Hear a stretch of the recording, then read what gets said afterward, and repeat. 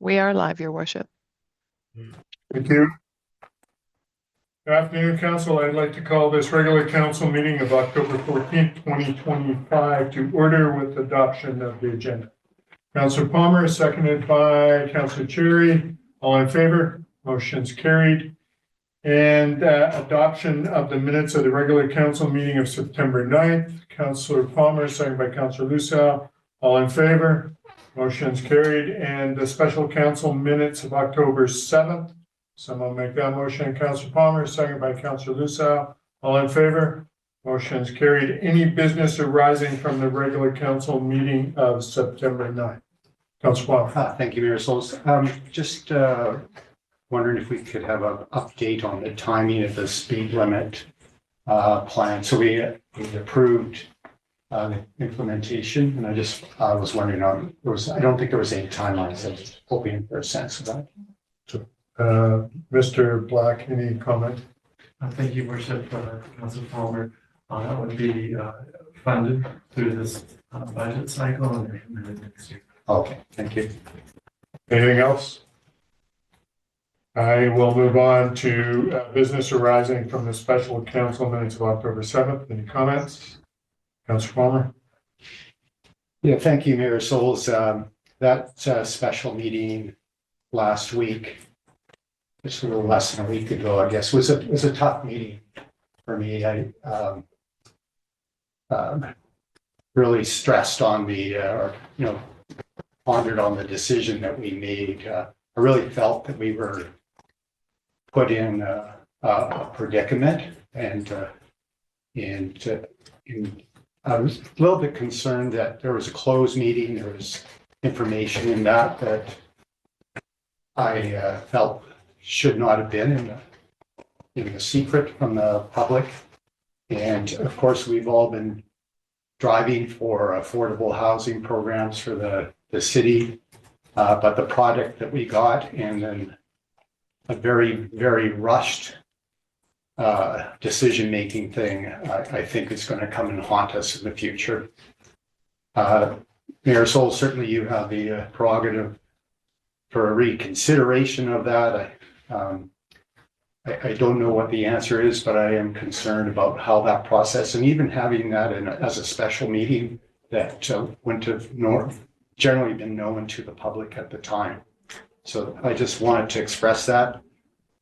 In the end, there was a motion, an amended motion. I put the motion on the table because it's just searching to make something that, in my mind, was quite regrettable, a little bit more palatable. But there's still parts of me that are very, very disappointed about the end product that we have going on 4th Street. Thank you, Mayor Souls. Great, thank you. Any other comments from other members of council? Seeing none, I'm going to move on to announcements from the mayor. So I have a couple announcements. First of all, Christmas parade. So we are going to have a community Christmas parade on Saturday, December 13th, starting at 4 p.m. with some events downtown.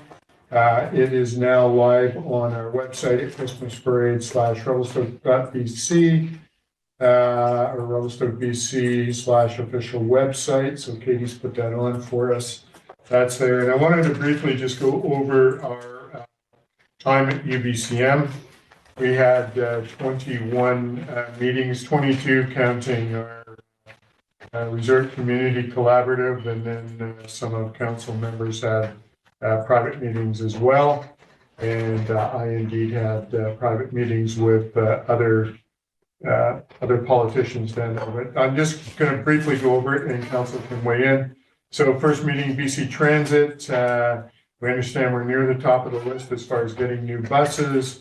Mr. Black suggested possibly using their old Translate buses until new ones were coming.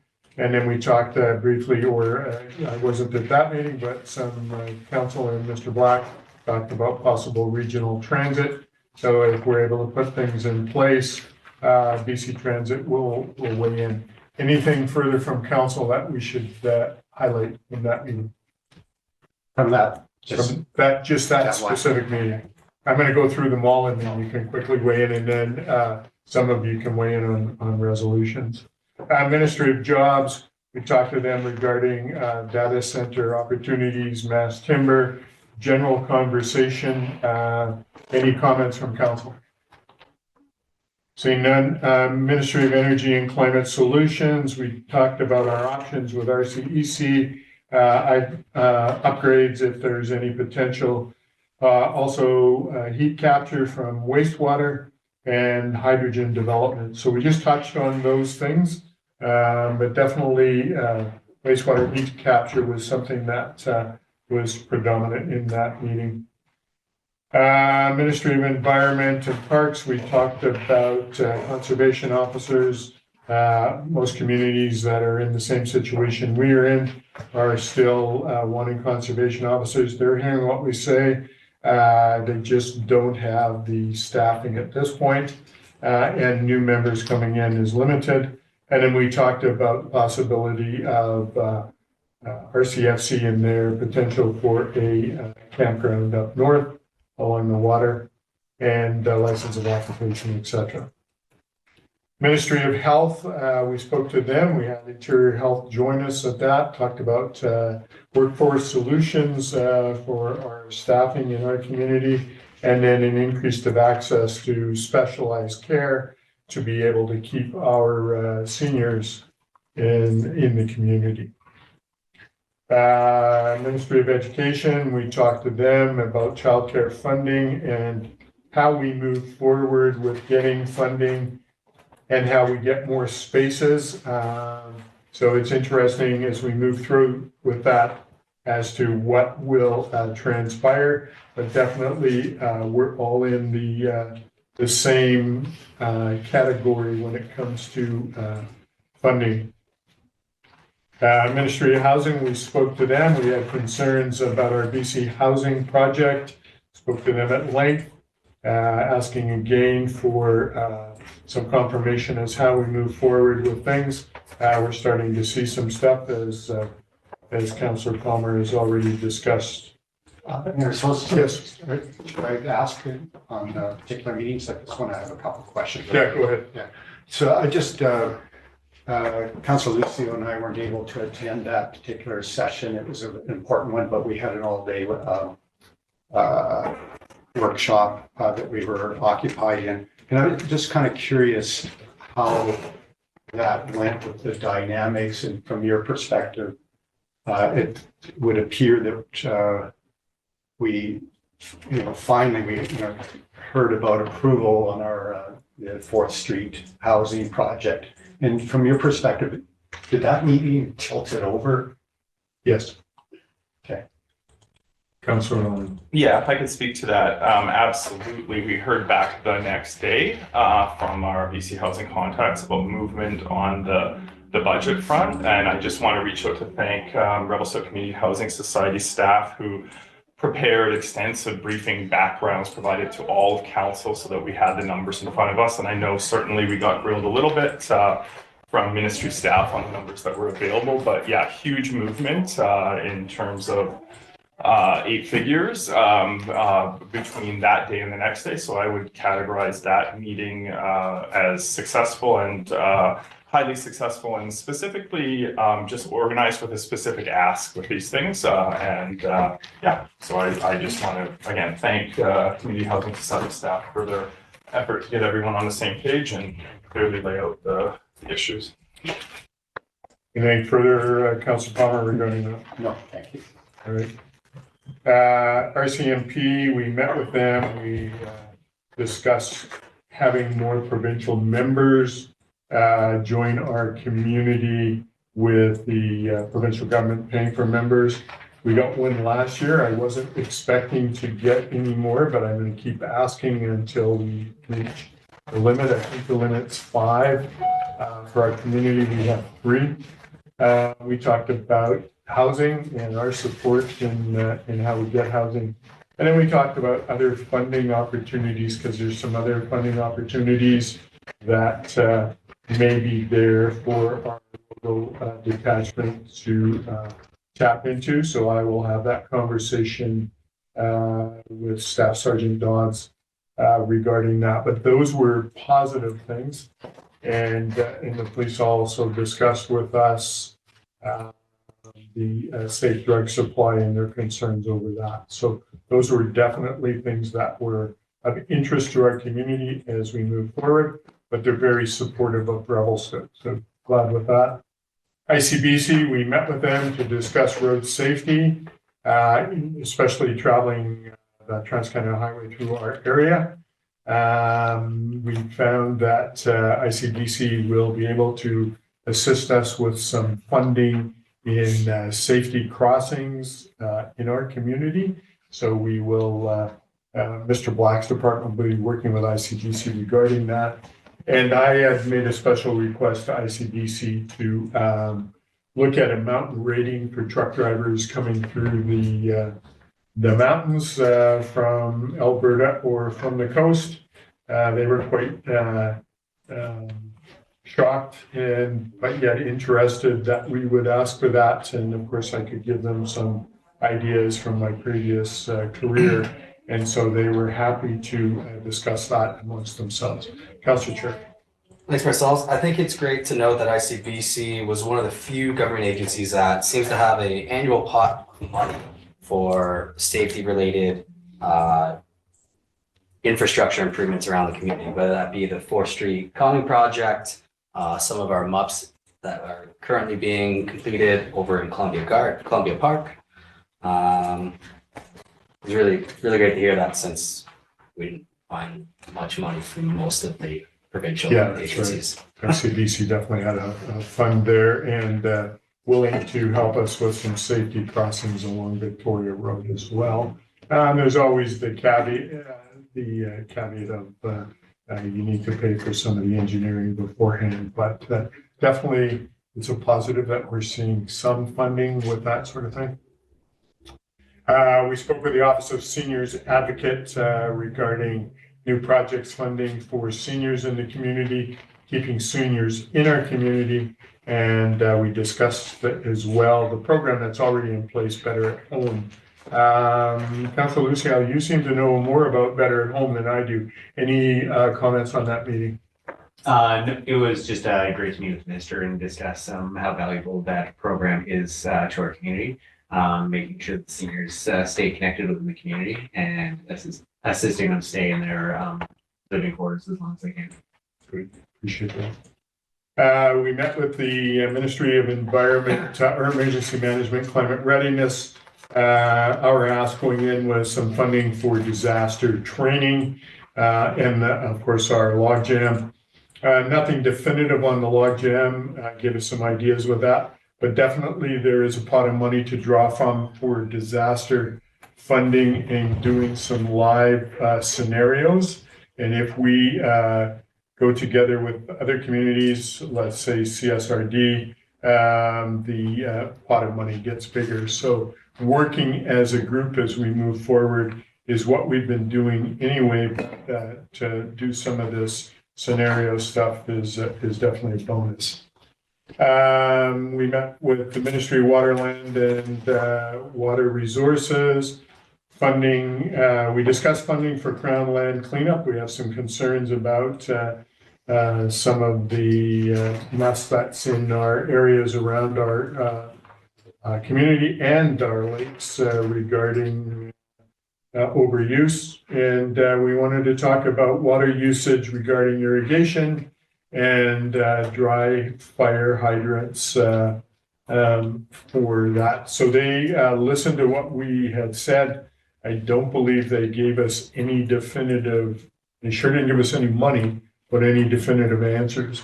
Councillor Cherry. I think it's great to note that we had the Assistant Deputy Minister, Jennifer Anthony, in this meeting, Right.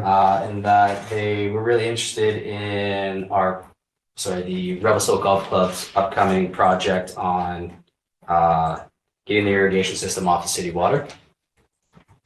Yeah.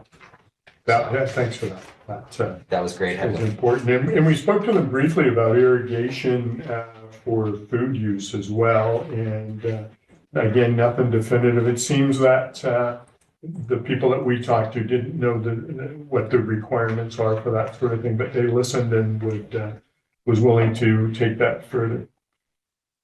We spoke directly to Ravi Parmar, Minister of Forests.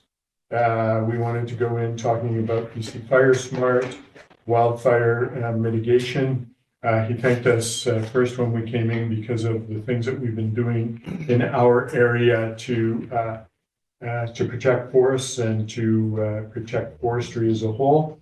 And then we spoke about Fire Smart and how we can work with BC Timber Sales regarding wildfire mitigation around the community, with an emphasis on our Community Forest Corporation managing some of that stuff. So those meetings are only 15 minutes long. It's about basically speed dating, touching on things. The staff was there. They were definitely going to take that back.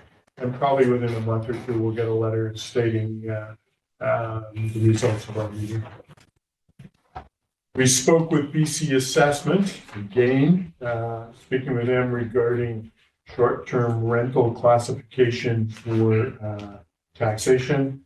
And again, it's a discussion. It's something that they basically tell us the Minister of Finance has to come up with that new classification. And right after that meeting, we went into a meeting with the Ministry of Finance to discuss short-term rental classification. They listened, but they didn't say, yes, we're going to do it. It will be an ongoing thing. And I think every community in the province that has concerns about short-term rental is discussing the same thing with those two entities. Any comments from council regarding that? Councillor Cherry. I just want to add that this was a follow-up from the UBCM endorsement EB 91 from last year. And it was noted that BC has one of the most robust tax classes out of every other province in the country, but they are looking at this as a potential way to increase funding for municipal taxation. Thank you for that. We spoke with BC Hydro, again, discussing Rev 6. That was prior to BC Hydro coming and doing a community event. We spoke to them about housing, so they're working with the community and with Rouseland Community Housing regarding finding housing for their people. And we also spoke about the mosquitoes. They had their biologist there. We spoke about what we had heard, or what I had heard through the biologist mitigation program through CSRD. Nothing definitive on movement with the mosquitoes, and we're at the end of the season, so that's kind of where we're at. Any comments from council on that? I know that their communication person was reaching out to people right after that because she was in receipt of many emails that we had got prior to that in the summer. So she was following up.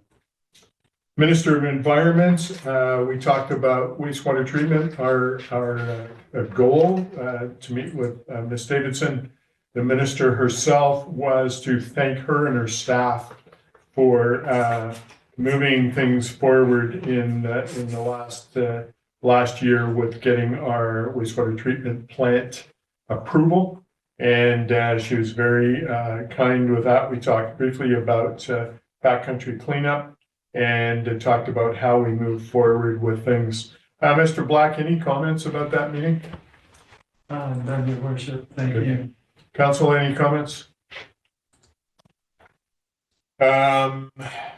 We met with Ministry of Post-Secondary Education and Future Skills, talked about improving skills in the community and adding new courses. So any comments from council on that? Councillor Stapenhurst, you had made some statements in there about how we move some of the, how we can get some new programming. Anything you want to elaborate on?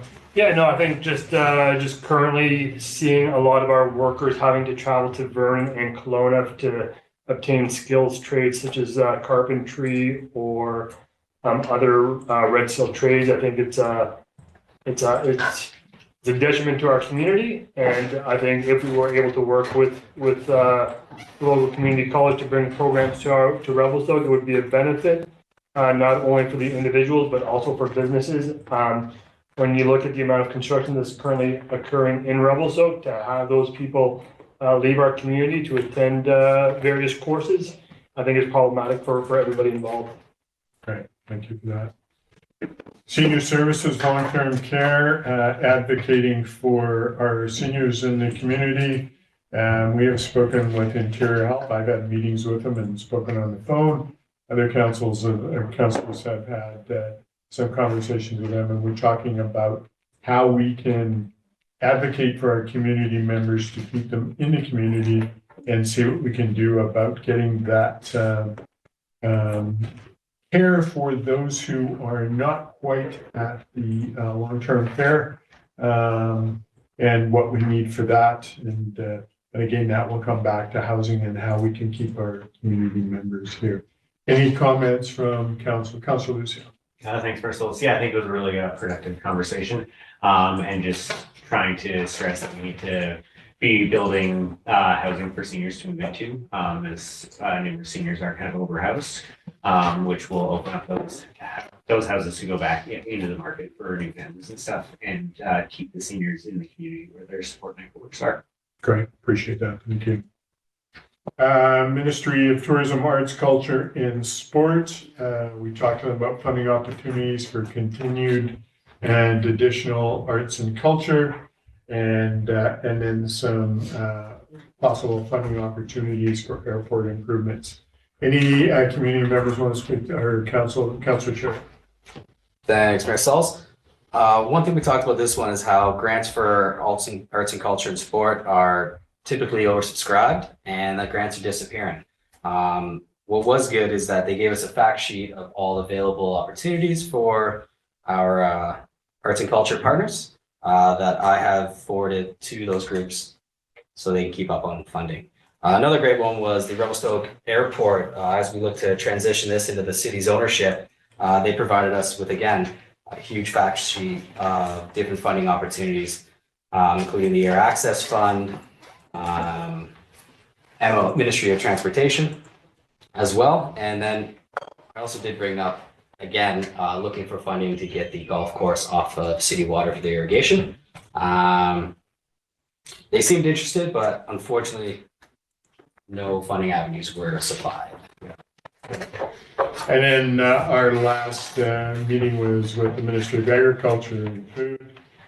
We discussed planning for agriculture, so we can keep agriculture in our community for food recovery, wastewater heat recovery, and then how we are able to access any additional water that doesn't have to go through our water treatment plant. So they were interested in a lot of that, but they didn't have any definitive answers for any of that. Any comments from council regarding that meeting?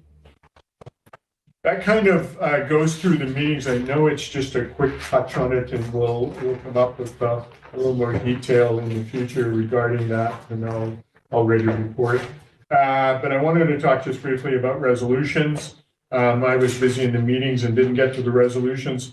I know that our 4 resolutions that we had all passed, but some of you went to the resolutions. Any comment? Councillor Palmer, any comment on that resolution session? Yeah, so first of all, Mayor Souls, saying of the times that this council's been at UBCM, this has probably been the best as far as, we're all organized. I think we got a long way to go to improve that. So I appreciate that.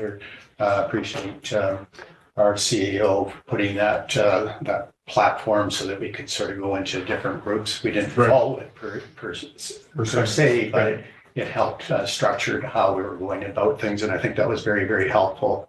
And the work that Cindy and Janet and other staff did, putting these extensive binders together was very, very helpful. So thank you to staff on that. The resolutions sessions were, it was interesting because there were several at the end that we didn't get through. There were so many of them. But one of the most as far as the structure of UBCM, one of the problems is many communities like ours submit resolutions that goes through, and there just ends up being too many. It's been something UBCM has been trying to address for a long time. And so there was a special resolution. I spoke against it because I thought it went too far, too deep. And I think virtually all of our resolutions would not have been permitted under the new rules which passed. So we'll see how that goes in the future. I think it will help in a way that it will be much more local government focused. And the downside is the lobbying of other things like social services and things about global matter. Technically, under the new rules, will not be permitted. We'll see what that really looks like in the future, because that's a big part of UBCM. In my opinion, has been a big part of UBCM is lobbying the province. Right. Another resolution, there's quite a few that were just small. It gets too fast and there's not really good thought that goes through it. And one of the themes that I've seen for many years now, decades, is unfortunately a lot of the resolutions is saying province spend more money for something or another without a sort of fiscal responsibility. There was some on and I mention this just because it's noteworthy in our society, and with a lot of letters coming in on the Palestine issue, there was some emergency resolutions that came to the floor but had to be debated whether they were going to be allowed, and required a 3/5 majority to allow the debate, and they were defeated, the ability to debate, which is interesting. It speaks to the need to be thoughtful on how resolutions are presented in the first place. Yeah, I do have some other comments, but just on the resolution session, I certainly appreciate the division, and felt much better about being free to participate in a bigger way in resolutions. Yeah, thanks. Anyone else on the resolutions? Councillor Stevens? Yeah, maybe not so much on the resolutions, but I just wanted to quickly take a moment to acknowledge. I thought it was a great decision on the staff part to send Director Black down to UMBC with us, and I think he was instrumental in advocating for the community in a lot of the issues that we're seeing, such as the log jam, and being able to have that knowledge that he brings to the table. I thought was really beneficial to all of us. So I just wanted to take a quick moment to acknowledge that and voice my appreciation for his work there. Okay, all right. Councillor Chair. Yeah, I just want to comment on the extraordinary resolution to amend UBCM's bylaws to streamline the resolution process. Councillor Palmer did briefly go over it, but one of the changes that are going to be happening next year is that resolutions that are regional in focus will no longer be allowed on the floor at UBCM. They must be resolutions that affect the entire province, as well as resolutions that are unclear or poorly formatted are just going to be kicked. So, although this one was passed, I do look forward to the change that will come, but I do share some of Councillor Palmer's concerns about it going forward. Being in, I guess, rural interior, there are issues that affect us and affect us only that are outside the scope of the island and the lower mainland. And I do fear that we may be overlooked in the future. So when we see this transition with UBCM as a whole, do you think they're getting pushback from the government saying we're not going to listen to this unless it affects the province as a whole? It sounds like that, but at the same time, there were what, 274 resolutions? Did we get through half? Yeah, so yeah, just for that, that's the problem, is there's just too many, and it goes as these sort of blocks. Yep. And then they just virtually get ignored by the province because they have no real meaning or thought behind it. So that's the good part of reducing. Yeah, so that's there's pros and cons. Yeah. But it is great to know that every single one of Revelstoke's resolutions were passed, even ones that weren't part of the endorsement block. Great, good to hear that. Anyone else before we move on? UBCM. Endorsement. Councillor Lund? Just UBCM in general? Yeah. Yeah, great to catch up with the federal housing minister. He was doing sort of a keynote federal address and have a chat about all the great stuff we're doing here. Really appreciate the time. Got some good advice, and we'll be following up and hopefully meeting up again in November regarding the federal government's rollout of housing initiatives. They've got a bunch of different programs they're overhauling. They've made some preliminary announcements. And some of those programs, there's the program focuses on affordability. So those, we'll have to keep on top of it as they flesh out their policy. But yeah, again, thank you for taking the time to chat. Anyone else? Councillor Palmer, Councillor I'll Cherry. jump in next. Thank you, Mayor. So just some general comments. Again, thank you for the sort of the organization and interesting the number of meetings we have. I think we've had discussions before, Mayor Souls. I've brought up in the past that I think having that many meetings there's some possible drawbacks. One is that the community spends a lot of money for us to actually be in the sessions, the policy sessions, and if virtually that disappears if somebody was going to be in all these meetings. I think you attest to that. I would encourage that next year, well in advance, and maybe even before we put the request out, that we meet and do a little bit of a strategy session. So making sure that we're going to have sessions that are effective.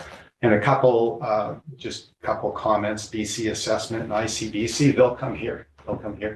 They'd be happy to come here. So, and I guess with some of the colleagues at the table, I've had that discussion as well, really, so that we come with maybe a bit more mutual understanding of where we are on some of the things. So I would encourage that. Some of the stuff that our fees paid towards there was a keynote speaker. I really enjoyed Marcy Grossman. It's kind of rah-rah, sort of build you up kind of stuff, but I find that very useful and, how our responsibility. One of the, her theme is on how to be, our best selves, branding ourselves as individual counselors. And, one quote that she had there is people's safety is dependent on on us being decisive. And it's kind of a thing saying, there is some responsibility being decisive, making the hard decisions. One thing that I saw in the ministry meetings and in the sessions over and over again is BC's finances are in a mess. Yeah. A big mess.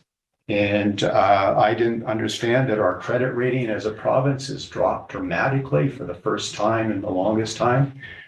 That's not a good sign, and it's on a bad trajectory. And so we see the labor unrest that's happening provincial, and we're hearing this theme that there's no money, and there's no money. And that's concerning. The other session that I found particularly valuable was on the Cowichan land claims or title in Richmond, Vancouver. For anybody that sort of follows the news, it's the news, of course, takes a kind of a small snapshot, and it might feel, to come to conclusions prematurely. Coming to conclusions, it's very complex. It's going to be a long process on what that title means and how that implies local governments in our decision-making going ahead, and also individual land rights. So it'll be something to watch. It's going to change. It will be appealed, probably by both parties. There probably should be a need for higher engagement of those that have interest, because basically local governments were shut out of that whole process, saying that it doesn't involve us, but ultimately the judgment did in landmark. Yeah. Councillor Cherry. Thanks. I think it's prudent to note that Scott McInnes joined us on a couple of these meetings, that our MLA was available to us and was a huge asset to have at UVCM this year. Aside from the resolutions, the meetings, the keynote speakers, one of the things we have to do is, or should do, is attend the social events to find other synergies within the province with other communities outside of Silga, within Silga, the RMI communities. And while attending one of these events, I got to have lunch with a counselor from Oak Bay, which turns out to be Everett's mom. So after seeing some embarrassing baby photos, and I just want to say that it was a treat to find that out and have a conversation with her. So give her my best. He now has the skinny on Mr. Lindquist. Awesome. Yeah, one of the meetings that I attended on Monroe, BC, I had a conversation with a mayor from another community, and he tipped me off with the funding with the RCMP. So when we went in there, we were well prepared for that meeting. So those networking things are really what helps all of us as we move forward. So I want to thank you all for your input. I appreciate that. I'd like to move on with the agenda. So item number 8, recommendations, which is coming from the Committee of the Whole, Fire Rescue Service Master Plan. Chief DeRossi is online. Chief, do you want to weigh in just on an oversight or an overview on the resolution? Your Worship, thank you for the opportunity. I don't have a whole lot to it. I just wanted to highlight a couple of things with the resolution.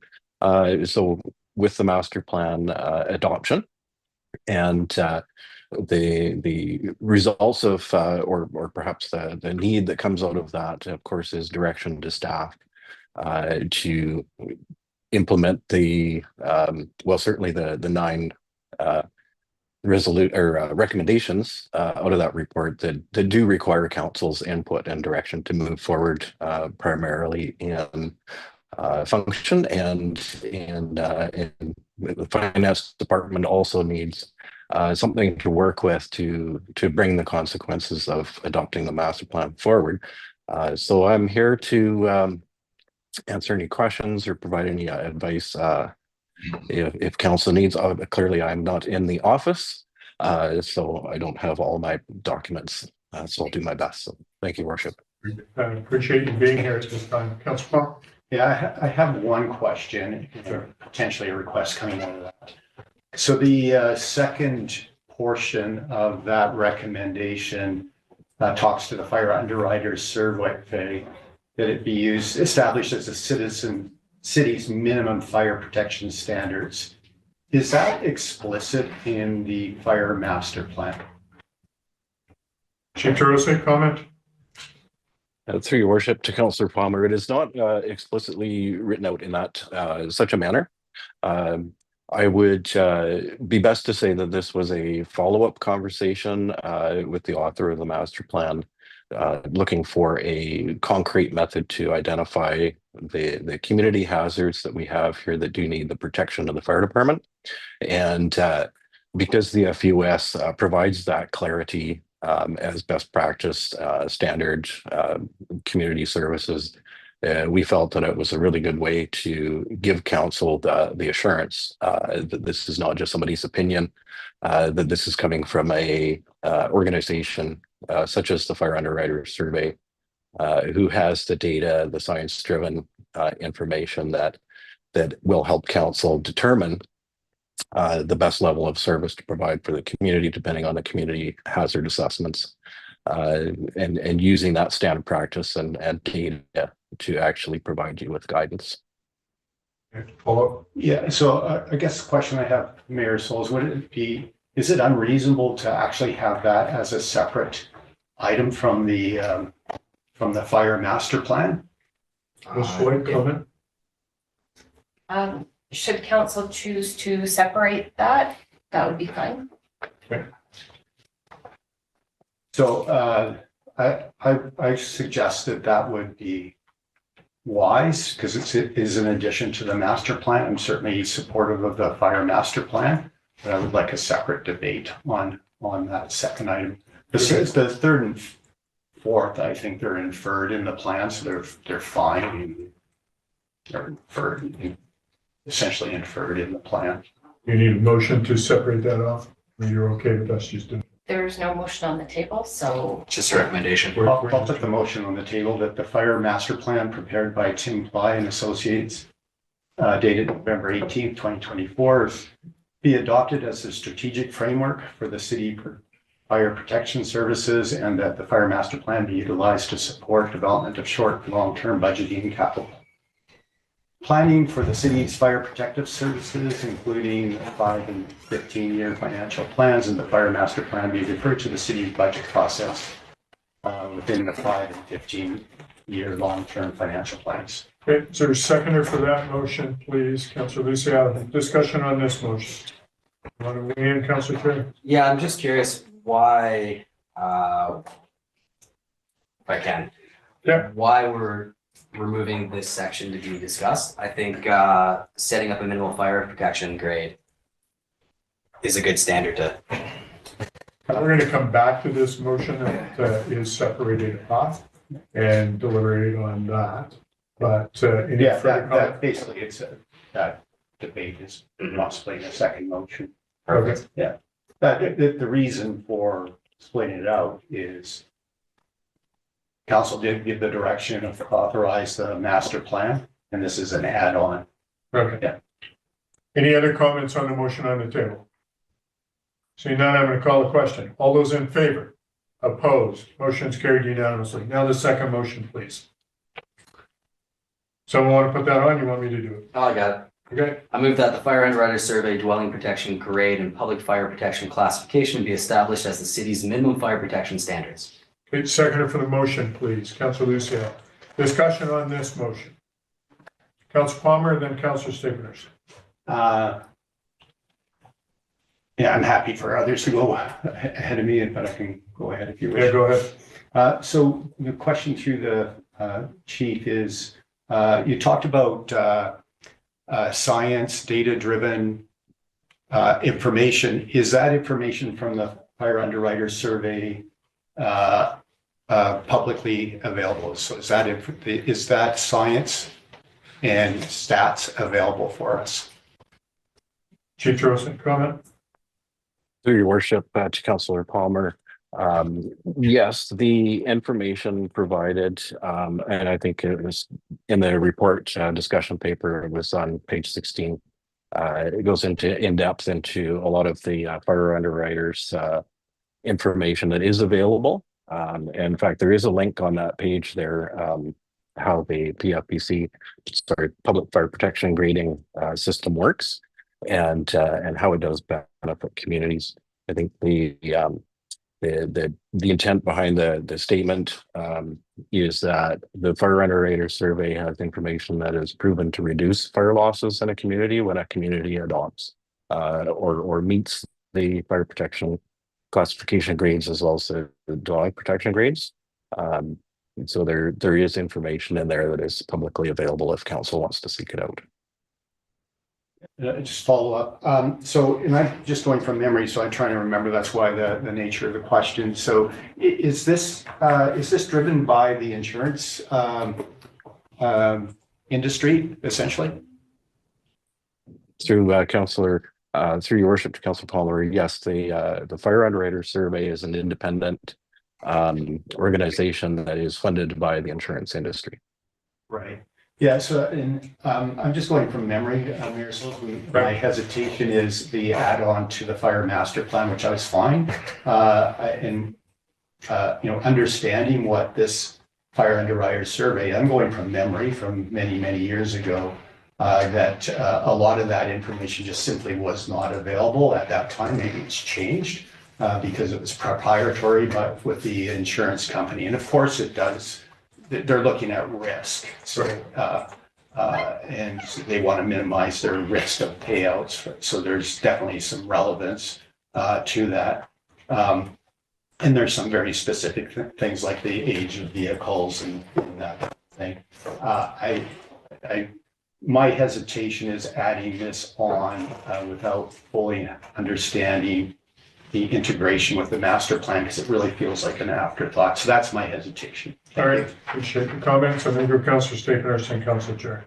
I'm happy to let Councilor Oh, Chair go yeah. first. Appreciate that. Through the chair to council, my opinion is this.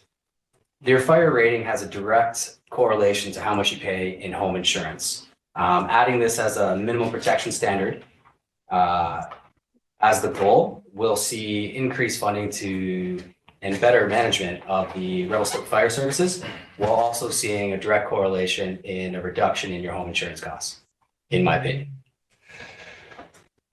Councillor Staples. Yeah, I think that's where maybe I'm having trouble with supporting this as written without seeing some documents that support it either way. Because as you state, Councilor Chair, it's your opinion that this is going to reduce the insurance premiums that you pay as a homeowner. That's not necessarily true, because we don't necessarily know that the insurance premiums that we pay as homeowners are directly tied to what we're seeing in our community if we're not offsetting other communities that don't have this fire rating. So that's one potential. I'm not entirely sure. What I would need to do is I would need to see this underwriter survey more. I would need to better understand it. And I think it's a little ad hoc to just add to the master plan, which I fully support. But for me to vote in favor of something, I would need to see what exactly it is, because there may be implications that I'm not in favor of or that I am in favor of. I just don't know, because the information is, yeah. Chief DeRosa, do you have comments on the debate? Certainly, Your Worship. If I could add a little bit of context, and I'll take you back a few years as well. In 2008, the city of Revelstoke had a community risk assessment, hazard assessment done by the SCA, I think it was, who was in fact a risk assessment body for FUS. We had another review done in 2013. Both of those reviews by third parties referenced the FUS, the Fire Underwriters Survey, dwelling protection grade and public fire protection classifications as not being met. And one of the things that the Tim Ply report looked at was, again, how the Revelstoke Fire Department compares to what the standards are in the Fire Underwriter Survey. So I would suggest, let's see, I'm going to look at page 19 of the discussion paper, where I actually break down what the NFPA Fire Protection Handbook 20th edition cites, along with the FUS. There are three classifications of hazard occupancies for various types of protection levels. So currently, Revelstoke has 2 pumpers and a ladder truck and 1 fire station. So essentially what that is saying is that we are able to manage fires in a low hazard occupancies community, which consists of 1, 2, 3 family dwellings, scattered small businesses, and industrial occupancies. What Revelstoke actually has is classified as a high hazard occupancies. So we've got schools, we've got hospitals, we've got nursing homes, not necessarily explosive plants, but we've got the refineries. We've got some mid-rise occupancy buildings, several of them actually constructed and being planned, and other high risk and large fire protection occupancies, all of which require 4 pumpers, 2 ladder trucks, or a combination of equipment, additional fire officers, possibly specialized apparatus, not fewer than 24 firefighters. And this goes along with the recommendations in the Tim Ply master plan that suggests that the city should staff up. The second fire station is a necessity. It's not a want. These are all supported from all 3 of these reviews going back to 2008. So this is where this recommendation for the Fire Underwriters Survey recommendation for using that for measuring our fire protection needs against the community that we have, and currently we fall short of that. And so we want to provide the protection that the city actually needs. And the best way to give council and future councils the information that is supported to provide decision-making process information. So this is where we're at, and happy to clarify anything that stood out for council. Councillor Stapleton, Councillor Palmer. Just a question through the chair to Chief DeRossi. What's our current fire rating for the city of Revelstoke? Through your worship, our public fire protection classification is at a 5. It is improved from a 7 in 2017. And our dwelling protection grade for the majority of the city is a 2, and that's an improvement from a 3, which we saw this earlier this year. And then just a follow-up question through the chair. Has the financial implications of this fire underwriter survey and adopting it as a standard, has that been vetted through the finance department? Through your worship to Councillor Staphenhurst, yes, Ms. Moore and I have looked at the cost implications of the additional fire apparatus, the second fire station, and additional staffing, and that is included in the discussion paper with a summary on page 15 that includes our current best guesstimate for those numbers. And Ms. Moore, I believe she's in the room, might be able to add to that as well. Ms. Moore, do you have comment? Through the chair, Chief DeRossi is correct. The FUS has been taken into consideration with the proposed second fire hall, additional equipment, and additional staffing that is expected to the next 10 years. Councillor Palmer. Yeah, so this add-on, I guess there's a little part of me that sort of wonders why we went through this master plan if we're going to be using this as the minimum right away for, because it says established as the minimum fire protection standard. So that's somewhere, if I heard guesstimate, the annual impact of $3 million per year. If I'm reading that correctly, is that the finance? Am I reading that correctly on page 15? Ms. Moore, comment? Through the chair, for the operating and the capital, the annual impact over both of those is over $3 million. This includes the construction of the second fire hall. Right.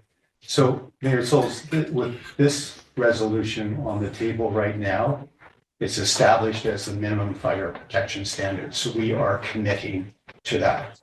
There's no couching of this. It's going up to this commitment right away. And we're going through the budget process. We already know we have some challenges ahead of us. So, Chief DeRossi, if I may, yeah, I'd sort of like to finish. Okay, Yeah, I thought you were done. no. All right, carry on. So that's just a statement. Question that I have for staff with this policy, which would be a policy item now, of establishing the FUS as our minimum fire protection standards. Has that been reviewed through the Municipal Insurance Association or insurers of what that implication is? Ms. Moore, Chief DeRossi, comment on that?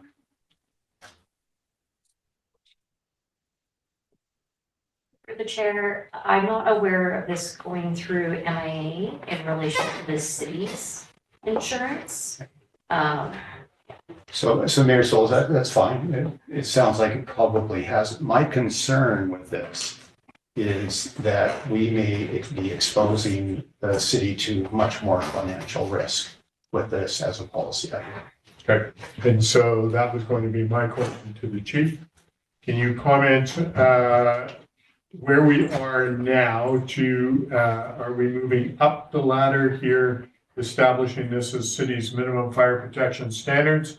And is there a cost associated to that in the immediate future, whether that means equipment or anything else? Go ahead, Chief. Your worship, I think if we look at what the city currently has as an established fire protection level, we are established at a full service operations department. So what that does not give us is well, essentially full service level operations means that we'll provide fire protection, we'll provide rescue, we'll provide a variety of services, medical response, confined space, all those sorts of things. It does not give us any direct information to say, you know, to what level of operations are we mandated to provide. And so, again, going back to the FUS, the data shows that the community will reduce its incidents of destructive fires and things like that through a variety of other actions. Cost implications, if we were to do this tomorrow, are prohibitive. And so introducing the fire protection level, the staffing, second fire station, additional apparatus. We have a 5-year timeline that was provided.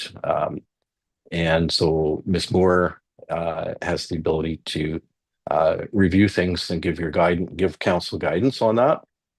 And so the FUS provides the best guidance for council, and then we have to take a look at it. What can the city afford? You know, there's always going to be a balance between the cost of operating a fire department and the cost of not having a fire department. And so this is where we're looking at this to say, how can we give council the best information that you can make the best decision for the community on? If there's any other questions, I'd be happy to. Okay, follow up. I'm opposed to this motion, and it's not understanding the importance of the fire services and the things we do, but this is going full swing. It will come at a cost of other services, social services that we provide, policing services that we provide, all the services. We've been funding into the fire department at a much higher pace of the last couple of years in funding that. And I think this as an ad hoc decision that hasn't been thought about the insurance implications. It is problematic. At minimum, that should be referred to our insurers to make sure that this policy will not actually cost the city even more by putting us at undue legal risk. And I would suggest that this be be deferred or left or just defeated at this time until we have time to go ahead. If it was, someone was to say, okay, well, let's refer this to some further discussion, I would be fine with that. But as it stands right now, I think it's highly problematic to the community and puts the community at additional risk, not less. Comments, Councillor Lund? Yeah, Mayor Souls, to the chair, I have a question for Chief DeRosie. I'm sure the mayor remembers talking about this in past council terms. Everything old is new again. So I have familiarity with the FUS, the Fire Underwriter Survey rating. One thing that I wanted to ask about, and this just arose during discussion today, is traditionally these, or if I recall, they were rated in terms of numbers, like we attain level 4, level 3, level 2. And I'm just trying to understand the correlation here between this public fire protection classification and those numbered ratings. And you were mentioning some numbers before. I'm just a bit confused about whether this is a numbered rating and it correlates to like level 2 or something like that. Chief DeRosie? Through your worship, to Councillor Orlando, you're precisely correct. The number rating system that is provided for a community by the Fire Underwriter Survey correlates to the what we would call the premiums of insurance for both commercial lines of insurance and personal lines of insurance that are somewhat connected to the dwelling protection grade. So the DPG we had previously was a 3A. It has since been improved to a 2. And so that means a better reduction of premiums that you pay for your insurance. Now, that does not necessarily mean that you're going to get a reduction on your insurance. It simply means that you'll get a better discount on whatever your non-discounted premium is. The public fire protection grade classification is the same. It applies only to commercial property. So if PFPC of 7, which we had, I think it was in 2017, was about 20% more on your commercial lines insurance than PFPC of 5, which we do have. So the loss of the fire protection grading means increased or how do I say this? Your unreduced premium would count for a lower discount. I'm not sure if that's making sense, but if your unreduced premium is X dollars, public fire protection classification of 7 would reduce it by X percentage, and a PFPC of 5 would reduce your unreduced premium by an additional percentage. Those are all determined by the insurance industries. We don't have a whole lot of ability to influence that other than by meeting those fire protection grading classifications. Yeah, if I may follow up, thank you, Chief Droese, through the chair for the response to that. In the past, when council has discussed this years ago, there was always that uncertainty between the direct correlation of better fire service means less insurance. It's hard to quantify and say, like, here's the sweet spot. This is where we need to be to bring costs down and service levels up. For clarity, though, just on the question here, when I'm looking at the two different, the DPG and the FUS residential commercial classifications, is this setting level 1, 2, 3, 4, 5, those kinds of things, or are we just adopting the framework for these? The thing that caused me confusion is minimum fire protection standards. So are we actually looking to adopt this framework, this official leveled system, or are we adopting it and setting it at a certain level, setting at level 3, level 2, that kind of. Chief Droese, do you have follow up on that? Through your worship to Councillor Orlando, the best way that I could describe is that the dwelling protection grades give us a target. So in this case, we're currently at a 5 for PFPC, and then that correlates to the community hazard. And so a high hazard community risk assessment gives us the staffing level, the number of apparatus that are necessary, and distribution of that staffing and apparatus into the community. So from second fire station.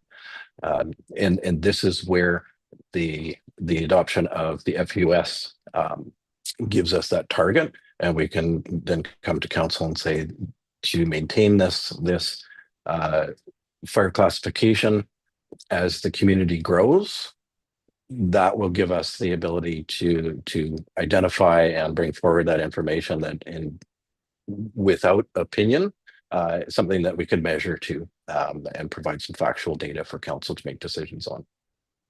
Thank you very much. So Chief, just a question to you. As we move, if we were to move this motion forward, we work towards establishing this as the city's minimum fire protection standards based on what we as a community can afford. And that doesn't mean that tomorrow, all of a sudden, we need to come up with $5 million to meet these needs. Am I correct in that? Your worship, you are correct in that. This is looking towards the future and gives us some guidance. Currently, we've got a 5-year estimation, 10-year estimation.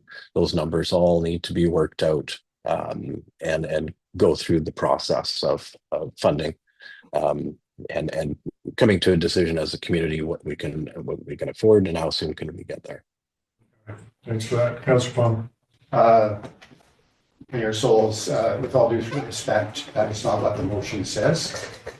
It says that this be established at the city's minimum fire protection standards. There's no caveat on that. And what that says in the report, we're going to 2 pumper trucks to at least 4 pumper trucks, which are well over $1 million a piece. We're going to 2 ladder trucks instead of 1. So we're doubling both of those.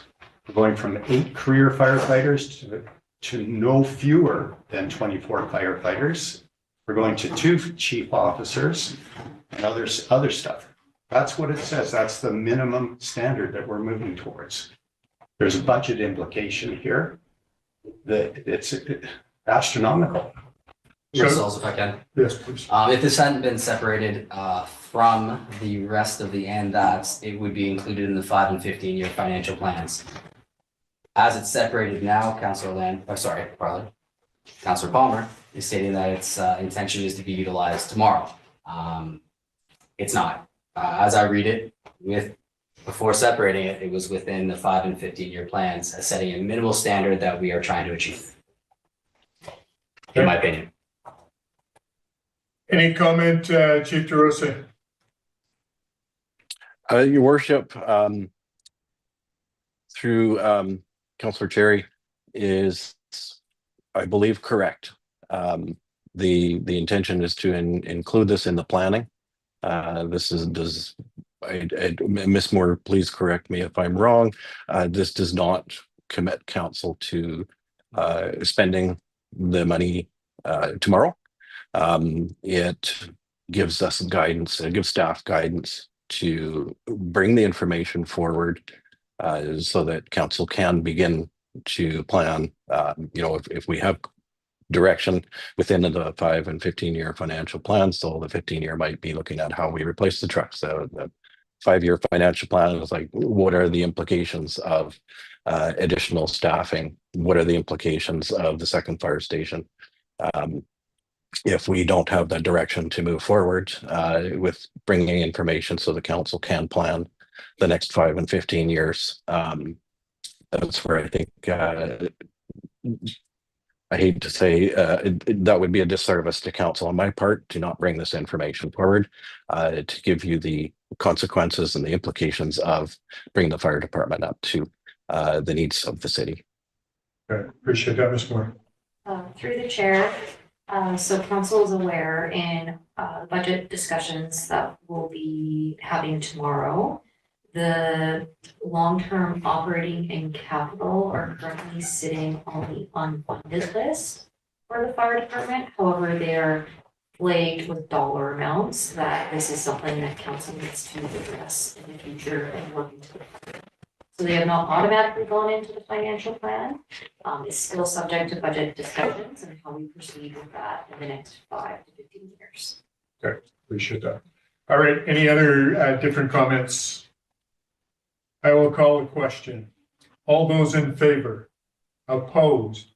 Note Councillor Palmer is in opposition. Balance of council is in favor. This motion passes. Thank you.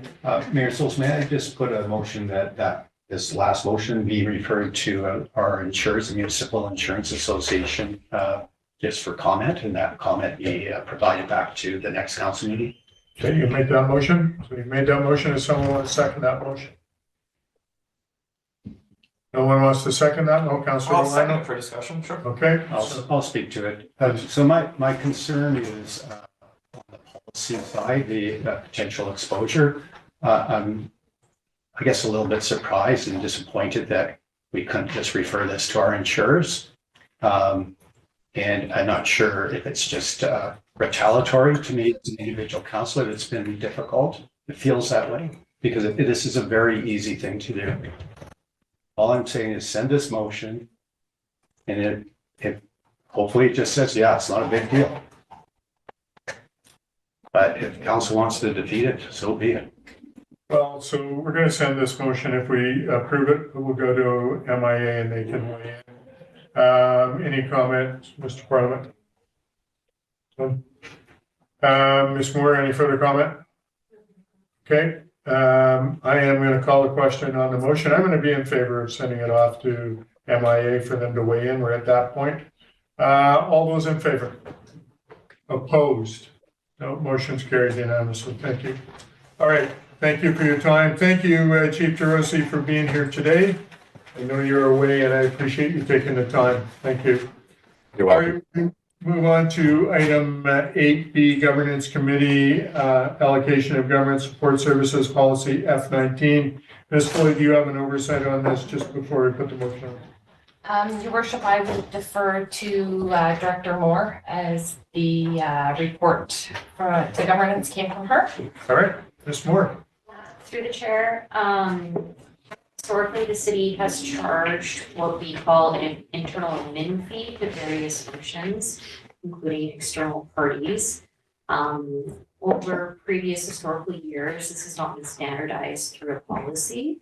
So bringing this forward is to standardize that process through a policy to ensure consistency and equitability. Okay, great. So I want to put the motion on the table for me, please. Councilor Lucille. The governance committee recommends to council that the allocation of government support services policy F19 be approved and that policy F19 be categorized as a council policy. Seconder for the motion, please. Councilor Palmer. Any further discussion on the motion? Councilor Palmer? Yeah, just one question. So thanks to staff for putting this together, and we're just trying to make sure that we're responsible for the allocation of funding essentially on overhead kind of thing. Right. There was some dialogue on other agencies, so this might implicate the CSRD on that, and they have similar sort of reciprocal kind of agreements there.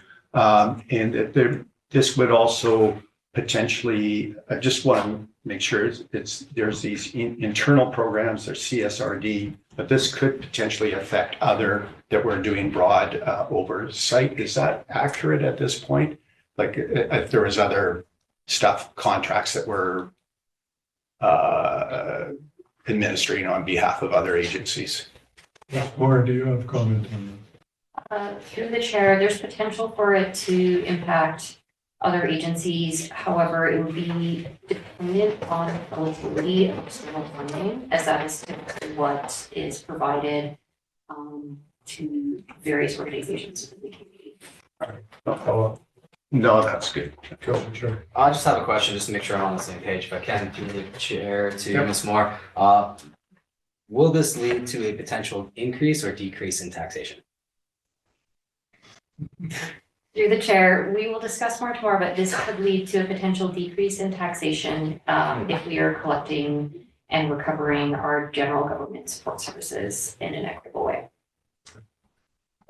Simple. All right, any other comments? All in favor? Opposed? Motion's carried. Thank you. Moving on to item C, Public Notice Bylaw 2422. Someone want to bring that forward? Any discussion on that before we bring it forward, Ms. Blake? No discussion, Mayor Sauls. It was brought to the governance committee after council gave it first and second reading to discuss whether or not we should include the city's newsletter and other methods in the bylaw. Right. It was determined that if everything is listed in the bylaw, then we must do everything. However, council at any point can direct staff to do additional advertising for public notices. Great, appreciate that comment. Councilor Lucille, go ahead. The governance committee recommends to council that the public notice bylaw number 2422 be read a third time. Second for the motion, please, Councilor Cherry. Any further discussion on this motion? Councilor Orlando? Yeah, thank you. I am not going to support this as listed. Last time this was before council, as I mentioned in the report, we asked for option, including the public notifications on the City Views newsletter that is listed out here as option 1 in the report. I would highly recommend, and this is specifically to council and council members, the mayor and council members, to consider this change. Currently, we're advertising in the newspaper amongst other methods, but the main issue is advertising in the newsletter. I'm sure we've all had the same conversation many times where something happens and people go, I didn't know about this. How come wasn't told about this? It may be well ahead of time, well ahead of the meeting that we're having, the issue at hand. But people say, I was never informed. I heard about it from a neighbor. What's going on here? In my experience, most recently, we've had lots of people reaching out to me about the DCC bylaw, feeling that it came in too close and they thought they were going to be notified about when it was getting closer to adoption, but they weren't. I realize that's not necessarily a public notification thing. So I believe these two methods, which is posted on the notification system, the Civic Web system, as well as posted on the website, is in the end going to lead to fewer people knowing about it and more problems, more focusing on the fact that people didn't know about the change, people didn't know about what was going on. And so I would like to advocate that we include that. So I would like to add in an amendment that it also be included in the City Views newsletter. And so just, Councillor, just to clarify, because when I look in the discussion in the motion, council reviewed the council report. Council considered and gave first and second readings to public notice 2422 and included the following amended motion, and that the community view newsletter be included as one of the 3 notification requirements, and that staff report back on technical concerns. So did that not indeed get passed? Your worship, that motion went to the governance committee Okay. for further consideration. Governance had a discussion, and I mean, you guys were there, but I believe it was the risk of us not putting it in is higher for something failing. We always will have a public notice section, but we didn't want that in the bylaw. Okay. So, sorry, I didn't mean to cut you off, Councillor. I just wanted clarification on that. So, in light of that, any comments around the table as to what Councillor Orlando has just brought up? Councillor Palmer. Thank you. It sounded like it was almost a proposed amendment. So if it's coming on to an amendment, I could reserve my comments until then, or I could just give them now, I guess. The amendment, the wording, as you're correct, sorry, through the chair, would be to include the publication of the notice in the City Views newsletter. Okay, is there a seconder for that amendment? I could second it. Okay. Just a couple procedural things. So it's at first and second reading for making changes to that. We can make that on the fly to the corporate officer with that motion is adequate. And it's clear and To include the City Views newsletter in the bylaw? yeah. Yes. Okay. So that then I'll speak to that. I think Councilor Orlando's already spoke to it. I sort of recall this in the government. Well, I do recall it in the governance meeting. I think it was the way in. I'm not sure where I'm going to land with this. So the weighing out the balance of ensuring that there's good public process, and I think the intent, we're clear on the intent. That's what we hope to do. Right. But then was weighing against, okay, well, what's the risk if we don't do one of these news things against NIST for staffing reasons or whatever, and that's on the risk side. And so I think there's a kind of a little balance thing that's happening here. And I agree with Councilor Orlando, they communicate better, and we've had emphasis on that newsletter. And if we pass this with the amendment, then there's just a higher level of onus on staff to ensure at the very minimum that notification, if for some reason we don't get through that, and we're going through budget stuff, we have some some potential dialogue on the staffing with corporate administration, and may even tilt that discussion when we go into the finance committee tomorrow. So I could go either way. I do agree with Councillor Orlando that it would be better. And it's maybe too easy to not do it. I think there's room for improving that communication on these important items as well. Yeah, thanks. Councillor Luciano and Councillor Cherry, you have comment? Thank you, Marcel. I understand the intention behind Councillor Orlando's amendment. My concern is in the report, it's the Community Views newsletter. We just refer to it as the City Views newsletter. So if we have a specific wording, do we run into problems if we rebrand our newsletter? And our newsletter, as much as there are people in the community subscribe to it, isn't a cover-all that's accessing everybody in the community. And as Ms. Floyd has stated, we are able to ask for additional methods of engaging with the community. So I don't know if I'm going to support the amendment as it is. Councillor Cherry. I'm just gonna end up reiterating what Council Lucia said.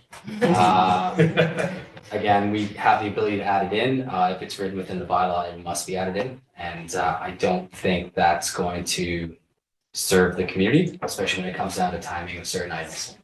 Okay. Sorry, if I can ask a question to the chair, how often does the City Views newsletter go out? To council through to Councillor Cherry.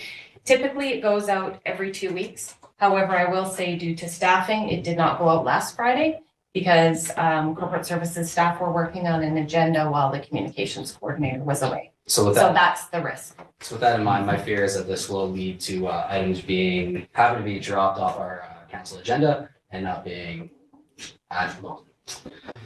spoke about in time, especially if it's something with a quick turnaround. Any other Councillor Ron? Yeah, thank you, Mayor Sauls. The Community Views newsletter doesn't have an editorial standard where it needs to be a complete newsletter that goes out with staff or not staff. You can simply put the notification into the MailChimp and press send. So if there is a timing issue, that is something that we can overcome. I want to be clear, and the passion where I'm coming from this is if we go forward with this system, I have no real way of finding these things out short of going to the website to a page, which, from a data, analysis point of view is nobody's going to do that, or sign up to the newsletter. And I'm wondering the email system. I'm wondering how many subscribers on this particular channel do we have on that email system now? Miss Williams is online. She could probably look into that. However, in the meantime, can I make a comment? You can. So the City Views newsletter currently has individual links. Mhm. So for example, Construction Corner, the intent is to have a public notice link that will go to the website. Mhm. The concern that I had that I didn't want it in the bylaw was for exactly the reason that if that newsletter does not get published every 2 weeks, it could risk applications or items that are on the agenda. Okay, any further comment? Councillor Orlando? Just following up on the question, how many people are currently subscribed? Ms. Williams, do you have that Open information? rates right now? I know it's a very segmented system that has like 10 different categories you can sign up for. Councillor Orlando through the chair, apologies. I can't barely any voice today. We have 607 people subscribed to the City Views newsletter. Councillor Orlando. The question was, sorry for causing confusion here. The question was regarding the email notification system that would be used in lieu of the Community Views newsletter. Apologies for that. So to my understanding, the intent is that we build that and heavily promote that as a specific subscription channel So those who specifically want to sign up for public notices, we will promote that as a specific link, and then we will generate subscribers. We have not built it yet, as council haven't made a decision.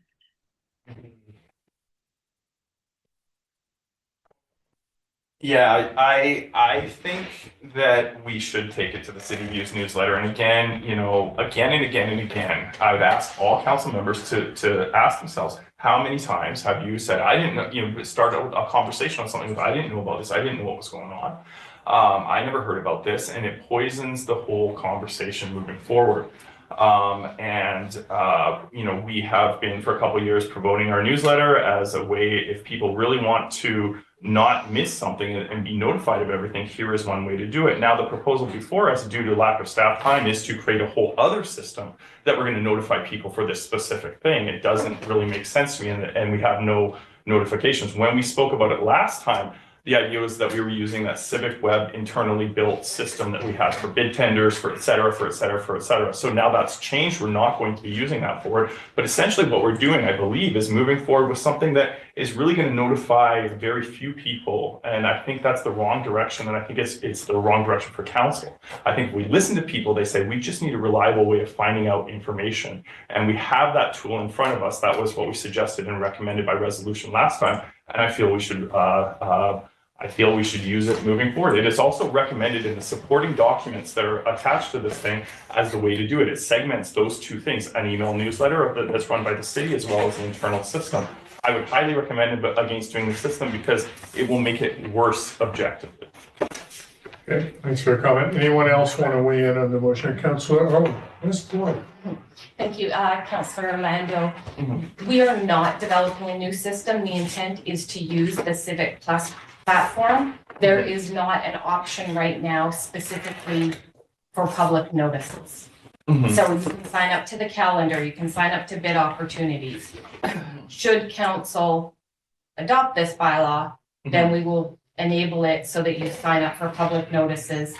When you sign up, we add a public notice, you can get a text message or an email. So same system, just specific to public notices. Thank you. Okay.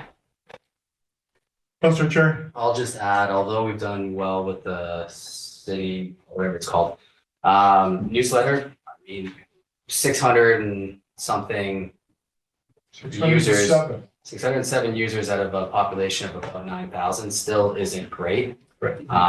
Happy to support growing both of these, but for this bylaw, I'm not in favor of the amendment. All right. Anyone else want to weigh in on the amended motion? Ms. Williams, go ahead, please. Just to say as well, the intent at the moment is so that the subscription service, once it's populated, it would email those who want to email, text those who want to be texted, but it would also be automatically populated to the home page. As you guys know, we're going through a website redevelopment process at the moment. And so that's one of the next stages that's yet to come if you guys approve that. If that makes sense. Councillor Orlando. If I may, just one more question through the chair for staff. In terms of the overall Civic Web system, sorry, it's changed. I thought we were going to do something Civic Web, then I heard something was different. Now it's been clarified. Where is our Civic Web system at? Like, for example, in one of the verticals, how many people are signed up to that? Ms. Williams, comment? You'll have to bear with me while I find that out. One second. Apologies, sorry for being on the spot.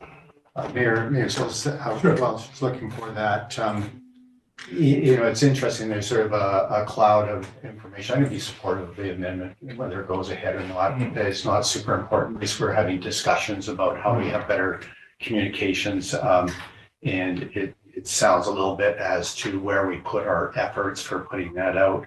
So that's just general, and just a sort of a general comment on the. Now I'm getting confused between the email notification and the other notification. And with the changes that are happening, I'm assuming with the changes with the website, I know I personally have dropped off some, or at least notifications aren't coming through anymore.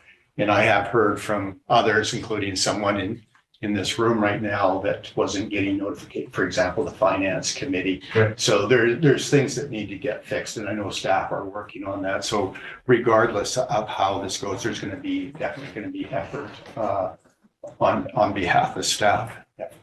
Good. Councillor Orlando? And last statement, as part of this, remember, we're stopping notifications in the newspaper. You know, so this is going, that option is coming off the table. So, and then we're going to be putting it onto a webpage that we'll go look at, and then we're going to build a subscription system, a new subscription system, which, you know, gosh knows how many people are going to sign up for. This is eliminating, I feel, more or less any public notification in all practicality. I think, you know, when the provincial government imposes new rules on us, you know, that sort of strips councils of their powers to do things, we push back on those and talk at the table here about, you know, how it's infringing on our, you know, rights or responsibilities or whatnot. And I think this is the same way. If I'm sitting here as a resident, wanting to know what's going on, you know, in reality, I'm going to go from having the ability to find out to not. And I think this is moving in the wrong direction. And I just want to say, I know sometimes, you know, when everyone knows about something, it creates these controversies at the table. And there can be this urge to like, well, let's just not let anyone know about what's going on to avoid the controversy. That makes it worse because they do find out. And then their first conversation is always, how come I didn't know about anything? How do I find out, et cetera, et cetera. I think this is the wrong decision in general, but I guess we're talking about the amendment now. I would really highly encourage you to support the amendment, to just get it in the City Views newsletter. That's what it's there for. That's what it was designed for. Let's move ahead with it. All right, I'm going to stop conversation now because quite honestly, Councillor Orlando, I feel like I'm being chastised here and I haven't made a decision one way or the other. I will support the amendment as we move forward. So I'm going to call a question on the amendment. All those in favor? Opposed? This motion is defeated because it's a tie. Now, we have a motion to be read a third time. Someone want to put that motion on the table? I do have a question for the. Oh, no, you can put the motion on the table now. All right. Yeah, it's already on because it was in that email. Okay, so. Yeah, so yeah, just going back to the original motion, so there's an item that came up, I kind of forgot about, so just for clarity, so that this is going to be interesting to at least one person in the room. Is the intent that we no longer do the notification through advertising in the paper? I just can't remember. That's correct. Mm-hmm. Okay. Yeah. So more public notification. Yeah, that's interesting because there is an element of people that aren't online, don't do notifications, don't do all that stuff, but still get the paper. I don't know how big it is. I guess it's shrinking, but Okay. And Mayor Sullivan, I'm just struggling with that little piece of it. I'm sorry for the lengthy debate, but it's important. Even though I think not very many people get the physical paper, I do see notifications from the province on licensing and stuff like that from time to time that I just would not see. So I wonder if that's an omission. Well, it's a good conversation. All right, any other comments on the motion that's on the table? Seeing none, Councillor Orlando, I'm sorry. Francesca had. Oh, Francesca, go ahead, please. Sorry, I missed you there. No worries. I just wanted to confirm the subscriber numbers through the chat. So in total, we have 3,700 subscribers, of which 933 are signed up to the Newsflash. To the bit of nerdy back-end jargon, the Newsflash is the same module that I'm intending to use for the public notification system, because that's the one that would automatically pop up on the homepage as well. We have 402 people for the alert center, 528 for the bid postings, 70 for our calendar, 1,767 for our job postings. Thank you very much. All right, great. Councillor Palmer. Yeah, I know you're anxious to get this passed. I'll be supportive of the motion. I think there'd be an opportunity to be looking at the policy side, including news views. It might be a solution that's not embedded both for the new city views, but also for newspaper, because this is not preempting the ability to use those sources. Yeah, thank you. All right, I'm going to call a question on the motion for bylaw 2422 to be read a third time. All those in favor? Opposed? Note that Councillor Orlando is opposed. Balance of council is in favor. This motion passes. Thank you. All right, Sir, yes. I thank previously you. stated that. Thanks for staying a little longer than you stated you could. I appreciate that. Thank you, Jojo, for being here. So just because we're getting close to losing quorum, I do have to go to the washroom. Yes, so we'll take a moment's bio break right at this point. Thank you.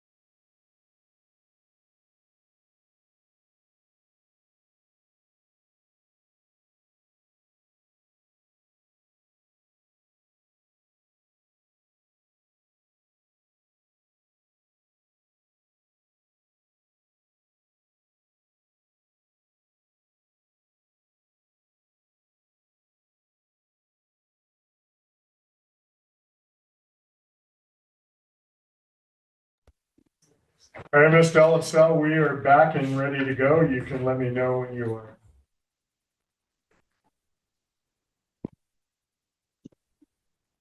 I am ready to go, Your Worship. Thank you.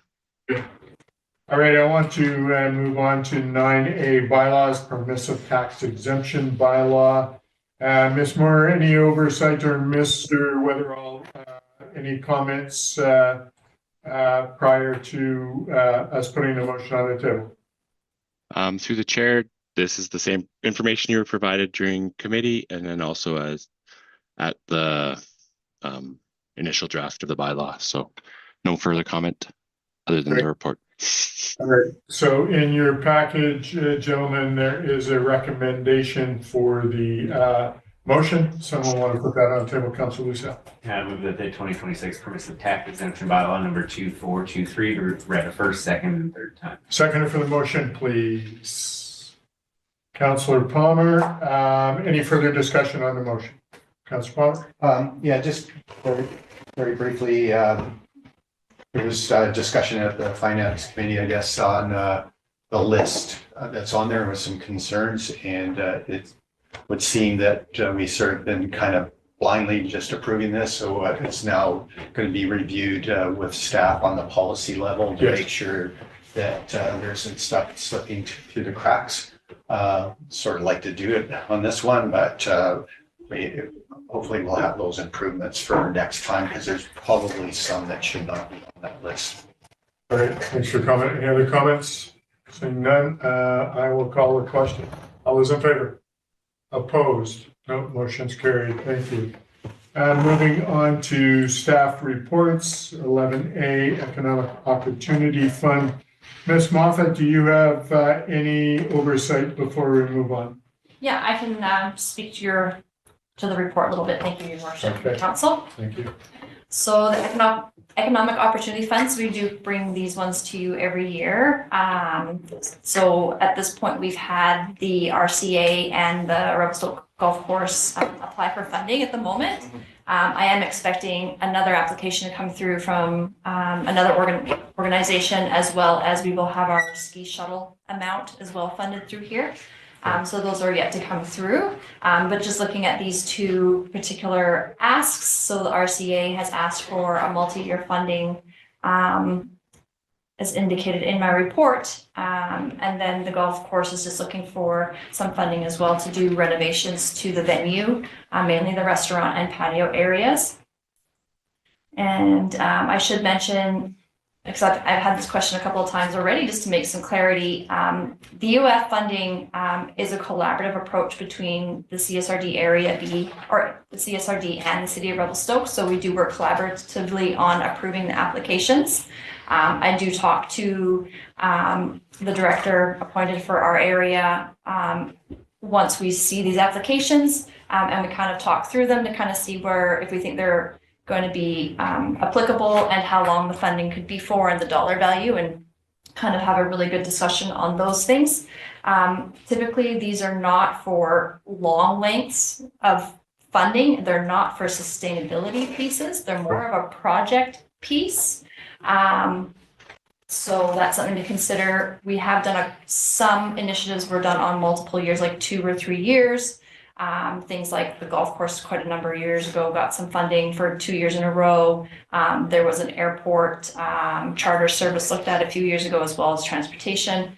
But it doesn't happen that often. And also regarding anything backcountry related, this goes back to a huge history of the backcountry recreation plan that Ms. Braun had brought forward in 2020 and 2021. And we're trying to create the Trail Alliance for that plan, and that will then lead to having a more holistic view of all the backcountry user groups coming together to the table and applying for funding through that way, so that it's also seeing who's eligible and what projects are eligible through that method as well. So we are working towards creating that alliance. We're just starting right now trying to find a consultant, so kind of off the side, but kind of gives you some background on some of the asks. Great, appreciate that. Someone feel comfortable putting this first motion on the table? Councilor Chair.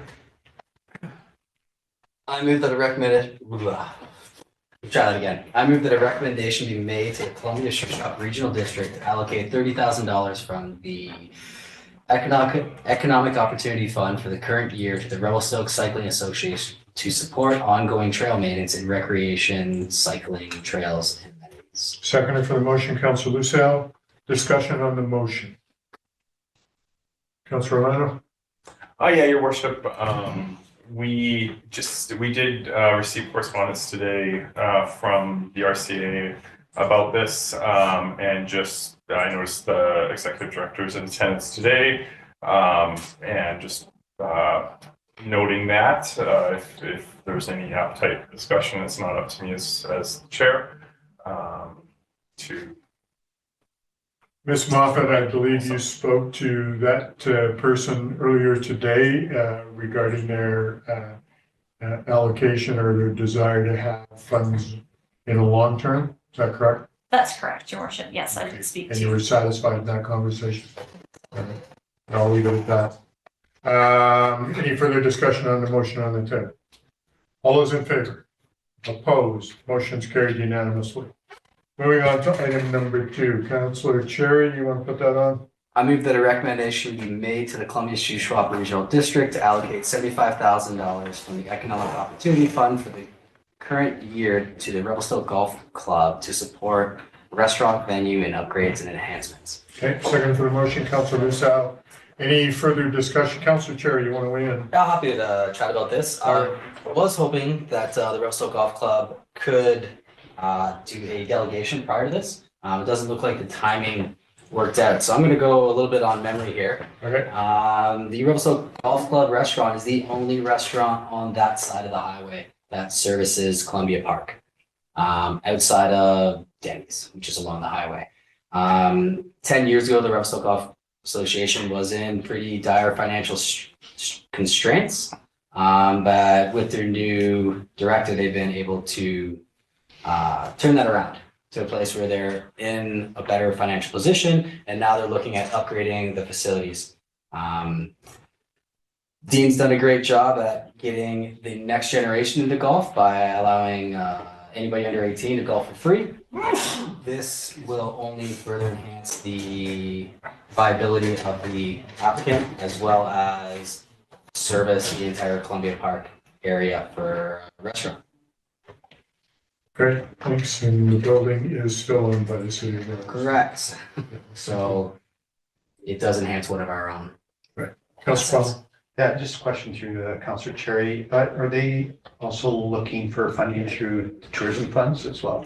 They have been applying for tourism funds for a while. Unfortunately, there were no RMI funds that went to them over the next, correct me if I'm wrong, Kat, through the chair, next 3 years or 5 years? They've only been set on the 2025 funding, so they can apply, but it's limited funding for RMI for infrastructure upgrades for that.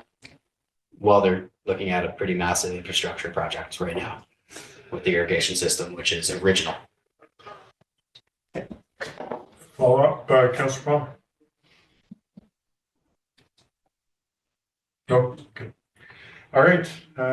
Anyone else on motion? I'll call a question. All those in favor? Opposed? Motion's carried unanimously. All right, we're moving on to item 11B. Ms. Moffat, RMI funding recommendations. Do you have an oversight on that? Yes, thank you, Your Worship. So the resort development strategy was approved by council and the province in August of this year. So we have just gone through the process of meeting with our tourism initiatives committee in September to allocate the funding based off of the applicants' applications that were submitted. And as you see in the report here, these are the ones that were applied for. There was only a couple that we did not approve funding for, and we asked them to apply through Tourism Revelstoke and the MRDT taxes. It would be a better fit for them, and they have some flexibility there. So yeah, these are the asks for the 2025 allocations. Great. All right, Councillor Orlando, you have a question? No, I just want to bring it forward. Okay, go ahead. Yeah, I move that resort municipality initiative funding of $95,000 be approved as follows, with the long list of organizations, the projects, and funding allocations listed below. Seconder for the motion, please, Councillor Cherry. Any discussion on the motion? Councillor Palmer? I have a question with the natural selection tour. Exactly what is that, the structure?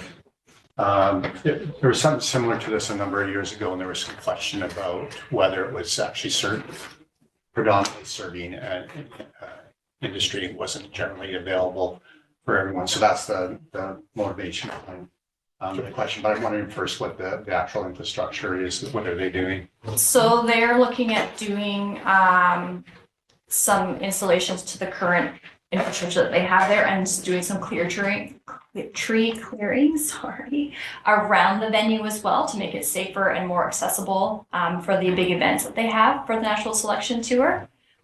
They were approved for some funding a couple of years ago through this funding source. And then this year we didn't have any other applicants for that recreation, trails and infrastructure piece. So they were the only applicant for that funding this year.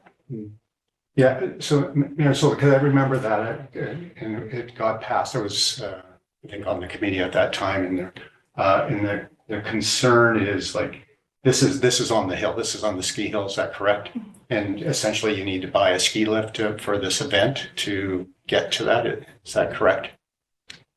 You do when you're, yeah, exactly, when you're going, but they do showcase the events down below in the village as well on big screens and stuff. So there are people that can access it. They do, Revelstoke Mountain Resort and Tourism Revelstoke really promote this event to bring all the professionals here to do this tour. So we do get a lot of publicity through this event that they host here. Last year, we haven't given them funding last year, so it's not every year that we do give them some funds.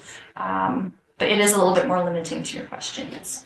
Yeah, so just in general, it gets a little bit tricky. They're by far definitely the largest after the art salaries, getting the most, a couple of the arts, getting a bit of money. But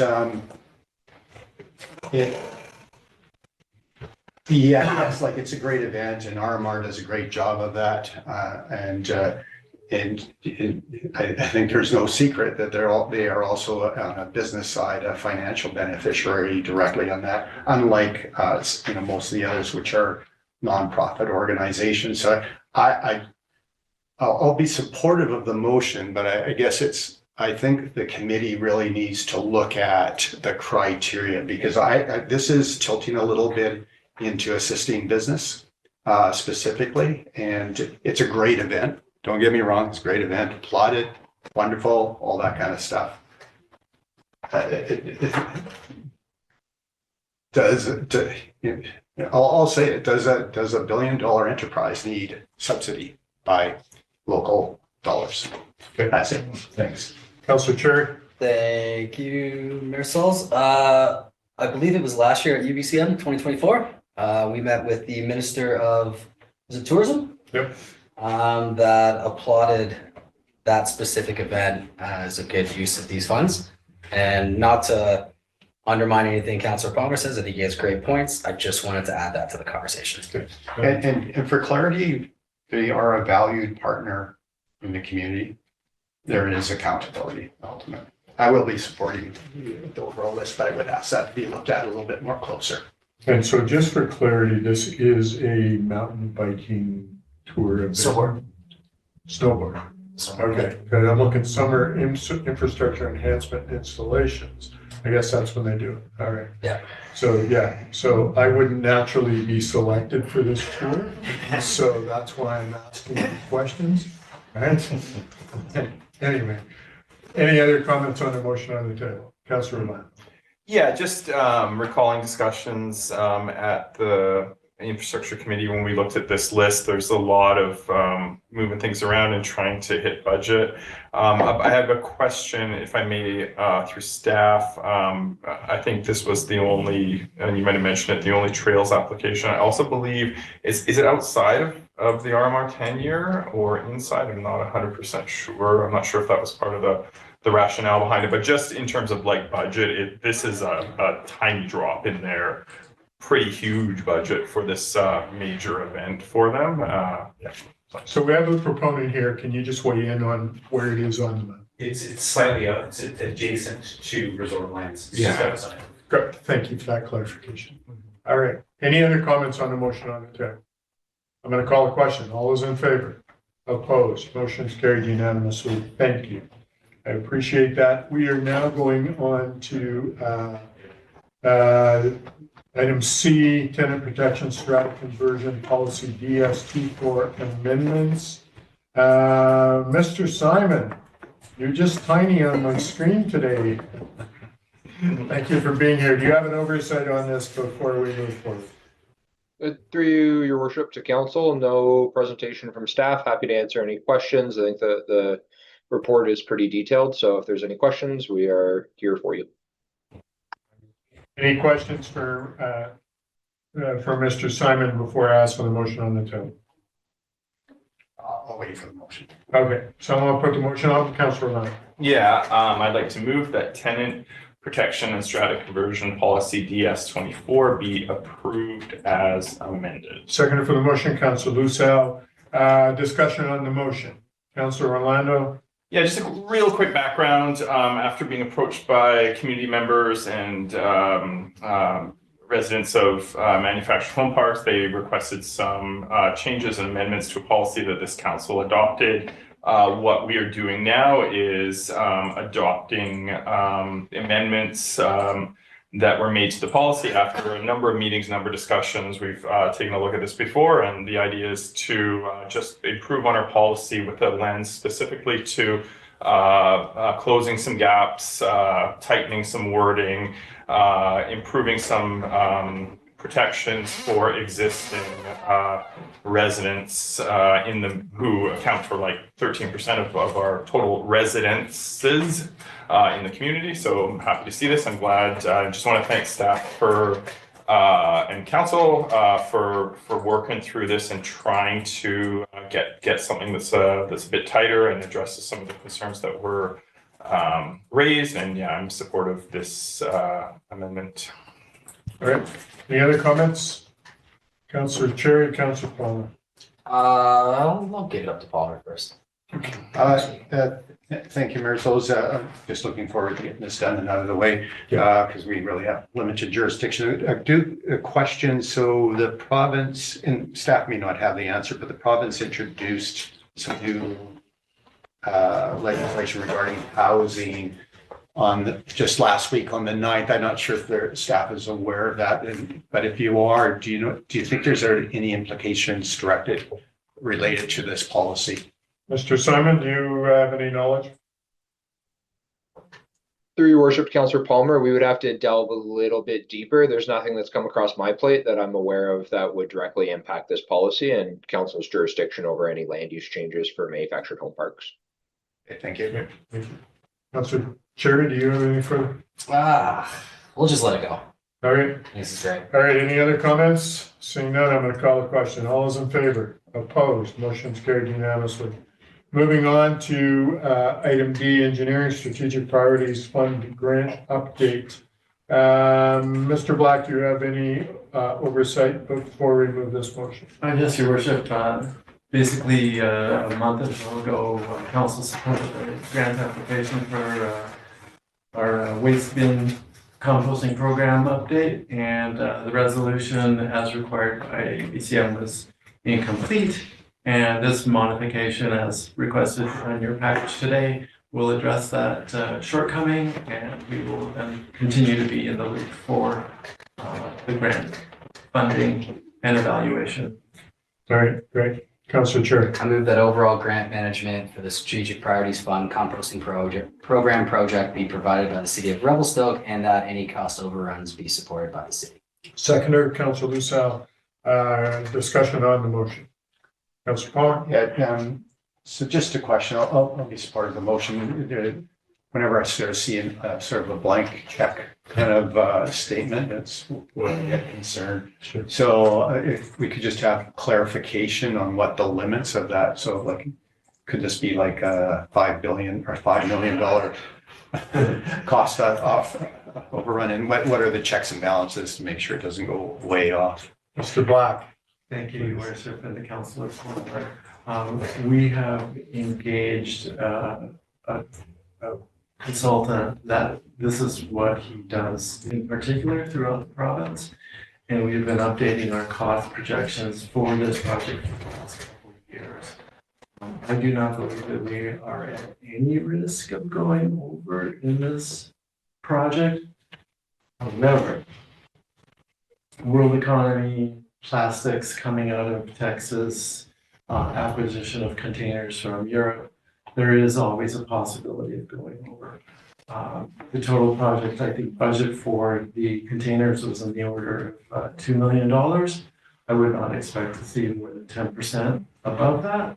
And this, the funding for the program has been previously identified through our long-term financial fund, I believe. And so the risk of having a double increase to price is negligible. And I would suspect that the grant would cover all of that funding. And generally speaking, the engineers are very, very risk averse. We're pretty darn good about coming in on budget or under budget for almost all of our projects. Well, yeah, just a couple sort of general comments. There's some world leaders that are very erratic and can do massive tariff increases that could have impact. However, I suspect that the Canadian government will soon be in a free trade agreement with China and will be reducing the costs in half, tongue in cheek, of course. And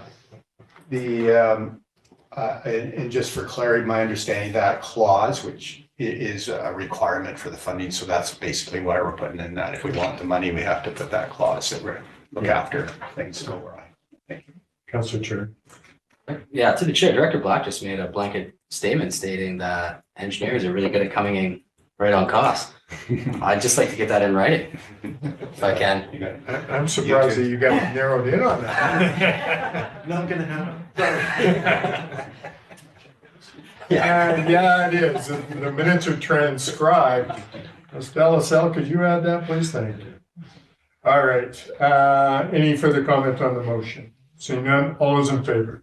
Opposed? Motion's carried unanimously. All right, moving on to correspondence. There's a letter here from the Paddlesport Association, the support request to Mr. Black. If we give this letter of support, they get to apply for some funding. Is that correct, Mr. Black? All right. Someone want to put this motion on the table for me, please? Councillor Orlando. Yeah, I move that a letter of support be provided to the Revelstoke Paddle Sport Association.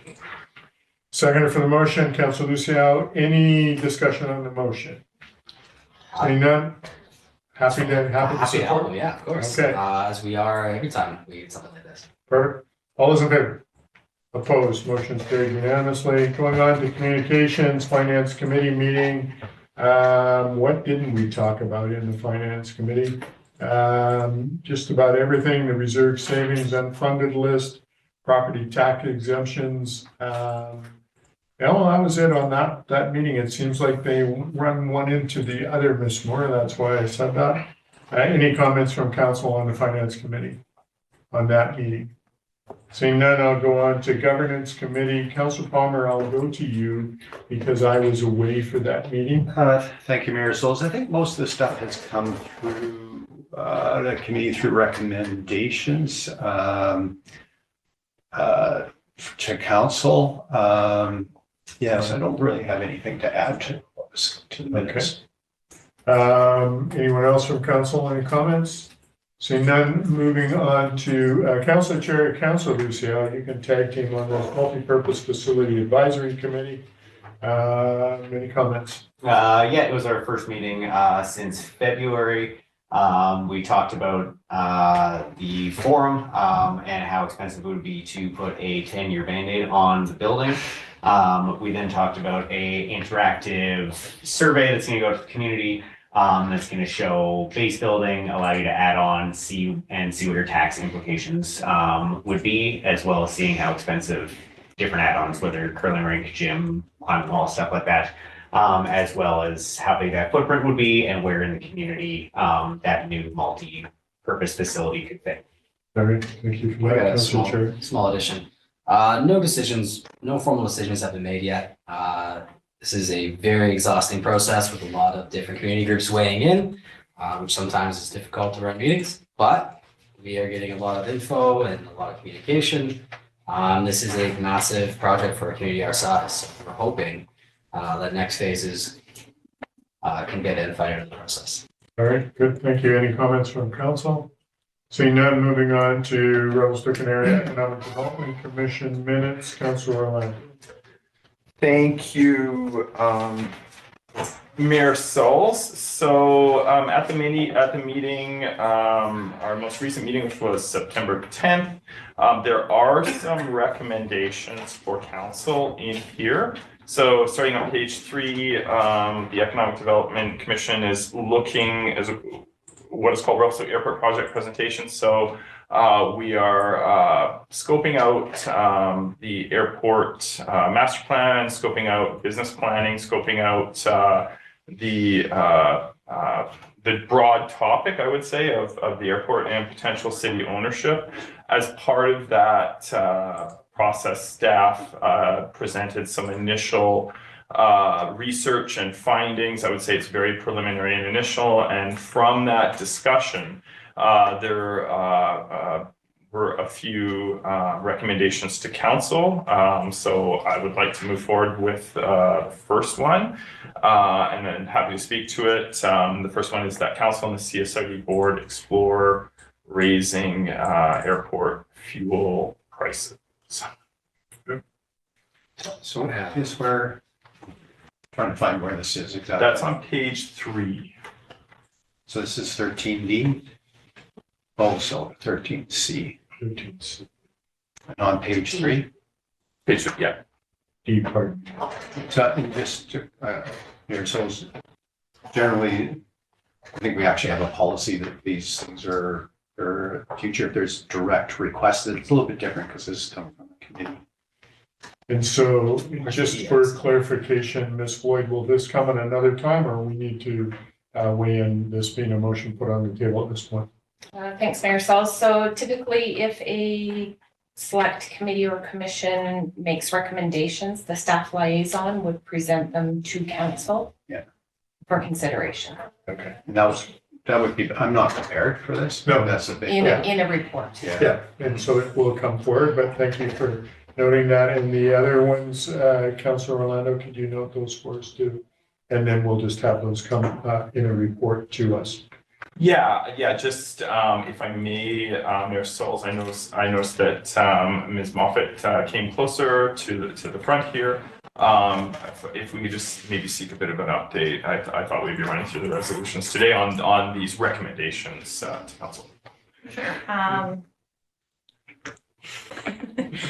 Through the chair to council, Orlando, yes. So I haven't written them into a report yet. We do have another RADC meeting on Thursday afternoon. Right. So we'll be looking at having some more recommendations at that time as well. That'll either tie into these and speak to them further. So I wanted to make sure we had those all lined up just to present them all at one time. I think it'll present a more fulsome report and make a lot more sense once we do that. So Thursday is our next commission meeting, and then there'll be minutes and then a report to follow that one. Appreciate that. So, Councilor Cherry. Thanks. This is a question why the group is making recommendations to council and the CSRD board to increase costs and charges when we don't actually own the airport. And the reason I'm asking this was sent to the CED, the Community Economic Development Commission, to weigh in on the transfer, the potential transfer of the airport. All of these things can be accommodated if we are the owners. So going ad hoc here, I'm just curious how this is progressed to the point where it is when that wasn't the recommendation that was made originally. So Ms. Moffat, do you have any comments on this? I do, through the chair to Councillor Cherry. Yes, so we have discussed that in more depth since that meeting. I got some more clarity after that September meeting, as well as to where the commission is falling in their scope of work and how it relates to this project. So we've kind of revamped our thinking and looked at the terms of reference to make sure we were on track after that meeting. And we've had a couple of working group evenings as well to work through the next steps. So the meeting on this Thursday will have a more fulsome conversation about that, and it will make a lot more sense. I feel like that meeting was in advance of some of this other direction that we had. So this is going to make a lot more sense with the next meeting. I appreciate that info. I just feel that, and again, I guess I'll get more information when that's presented. But I feel like the commission is making recommendations that should be made upon the transfer of the airport for how to run it properly. And that's just my feeling and understanding at this point. Well, now we'll discuss that when the report comes through. Of course. Yeah, Councilor Palmer, did you have further question? Yeah, I guess similar theme, and commission-ish, I think. Is that correct? That's commission-ish. There's some governance things there. But yeah, again, further to Councilor Cherry, that was my understanding. So some of this stuff, and I think it's been explained, feels a bit cart before horse kind of thing. So I look forward to that more comprehensive, because really the question is for this council first is, do we want to inherit this, get that answered? And if so, what's that governance looking like? If we take it on, what does that governance look like in the future? That isn't a question that's been up there, but right now it's just the question is, do we want to take and retain control? Thanks. And decision making. Councilor Lemon? Yes. Yeah, thanks, Ms. Moffat, for the update. Happy to bring these all forward when we have further recommendations. However, as part of the preliminary research into this, we've noted about $10 million in capital liabilities that we're going to have to deal with in the next 10 years if we take ownership of this. And that's not improvements, that's just keeping the status quo or keeping it operational. I can't remember the exact figure, it's not in front of me, but it's something like it's a $200,000 a year subsidy. I can't remember what our chunk of that is. It's 8515. Out of these three resolutions, the first one here is the most important one because our fuel prices are very low. We did a comparative study of what everyone is charging, and we have much lower fuel prices than elsewhere, and this was identified as a priority in order to help offset that existing annual subsidy that we are paying right now by just bringing it up to average cost of fuel prices, so that we can start to recoup some of the losses that we are already taking on this one. And it also, the key things, this doesn't really require operational change, more staffing or anything. It's about adjusting the fuel prices. And then, yeah, we can discuss the other two recommendations that the commission is working on. And we're, I think, on for Thursday for our next meeting to look at what's going on there. But yeah, I just want to definitely thank the commission for looking into this and sort of breaking apart the issues that we're facing and looking at coming with some solutions, including eyes wide open on some of the challenges we're kind of facing, the economic challenges, the viability challenges that we're facing with the airport, and some of the capital costs would be taken on board here. Next up, then West Side Road, section 17. So looking at the section 17 lands, we're doing a study.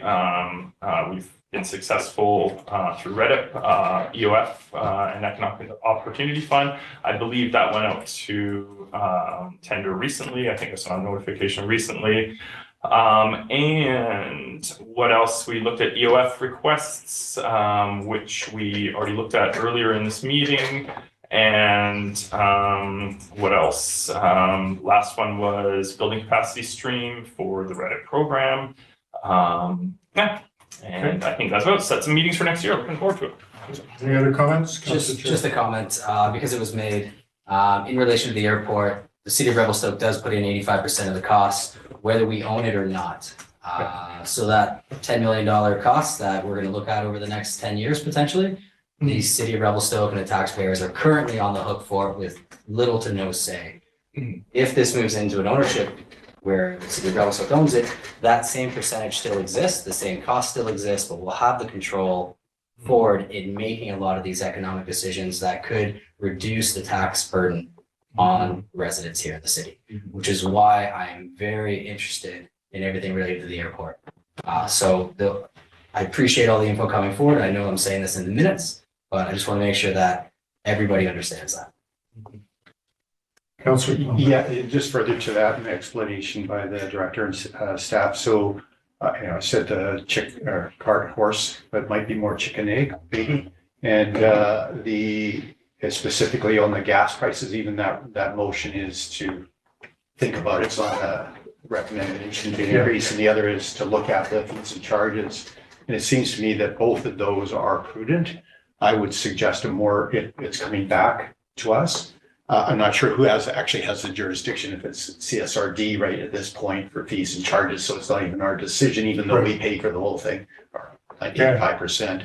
But so it might be coming back as a recommendation to increase fee, if you've already done the study, to increase the fees in this interim and the gap fuel prices. So maybe that can get embedded in that report and a more aggressive kind of recommendation simultaneously with this other ownership issue. Thank you. Good. Any other comments?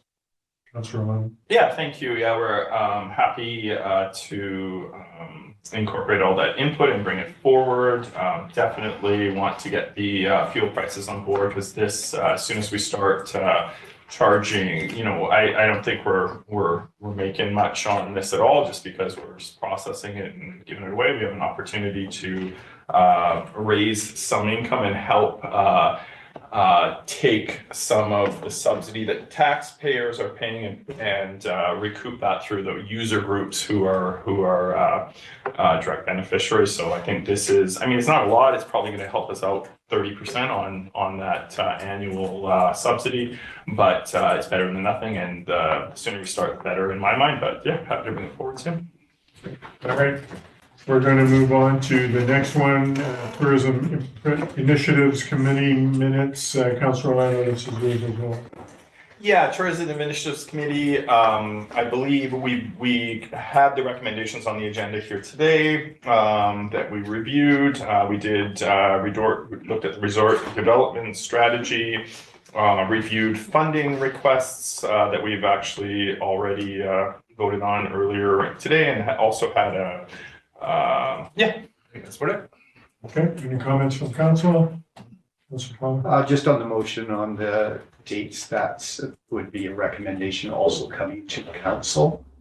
That's not a decision making at that level. Just because we're dealing with some of those governance issues for clarity as to our decision making. So it'll be a recommendation coming to council. Just point it out. Thanks. All right, Advisory Planning Commission meetings, Councillor Cherry. Thanks, Mayor Sauls. I'll start with the dates first. We're looking at future dates. Pretty simple and easy. The next one is the big question is short-term rental discussion. So the APC looked at 3 different draft regulatory options for how to move forward a short-term rental project for the future. They are leaning, well, it's not in the minutes, but there was a scenario in regards to allowing residents of Revelstoke all over town participate in the tourism economy.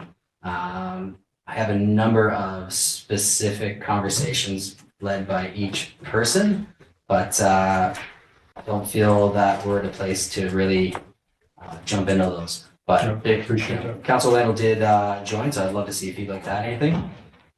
If not, answer your questions. To the APC meeting? Yes, APC in regards to short-term rentals. Yeah, I joined, I'm not a voting member, joined as just online to take a look, but yeah, I think interestingly enough, it was one of the first times we've seen some of the outputs of this process, looking at short-term rental stuff again, put down into fleshed out a little bit. So this meeting was the first time to do it. And just for clarity, I might ask Councillor Cherry. So when you say allow everyone to participate in the tourism economy, was the idea to allow short-term rentals everywhere? Is that So one of the scenarios that were proposed was to allow people to apply for short-term rentals, that this wouldn't run with the sale of the property. And another one was to add a cap to it so that we didn't lose a lot of our long-term residents.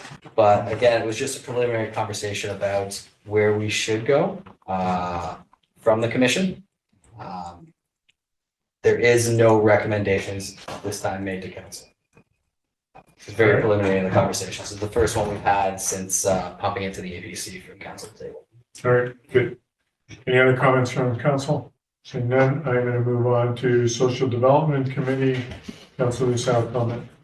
Thank you, Commercials. I missed this meeting as we were in Victoria BBCM at the time. So Taha, the vice chair, chaired the meeting. We talked about the emergency response plan. We also brought back the discussion around the poverty reduction strategy, which Taha had been working on in 2002, and the 9 priority recommendations within it. After that, we talked about the food security strategy as that position is looking to get rehired. We talked about the meeting dates. We talked about the winter shelter run by Community Connections. That's now been expanded to 10 rooms from the 4 rooms that it was running for the last couple of years, and will be staffed with staff up at the Frontier. And then we talked about the living wage calculation as well. Okay, appreciate that. Any other comments from council? It's not the way. Seeing none, I'm going to move on to questions from the press. Stella Sell, do you have anyone online that has questions for us? I do not have any questions from the press online. All right. Via email. Mr. Lindquist has left chambers here, so I would like to go in camera pursuant to section 90.1 E and E, F, and G of the community charter. Someone want to make that motion for me?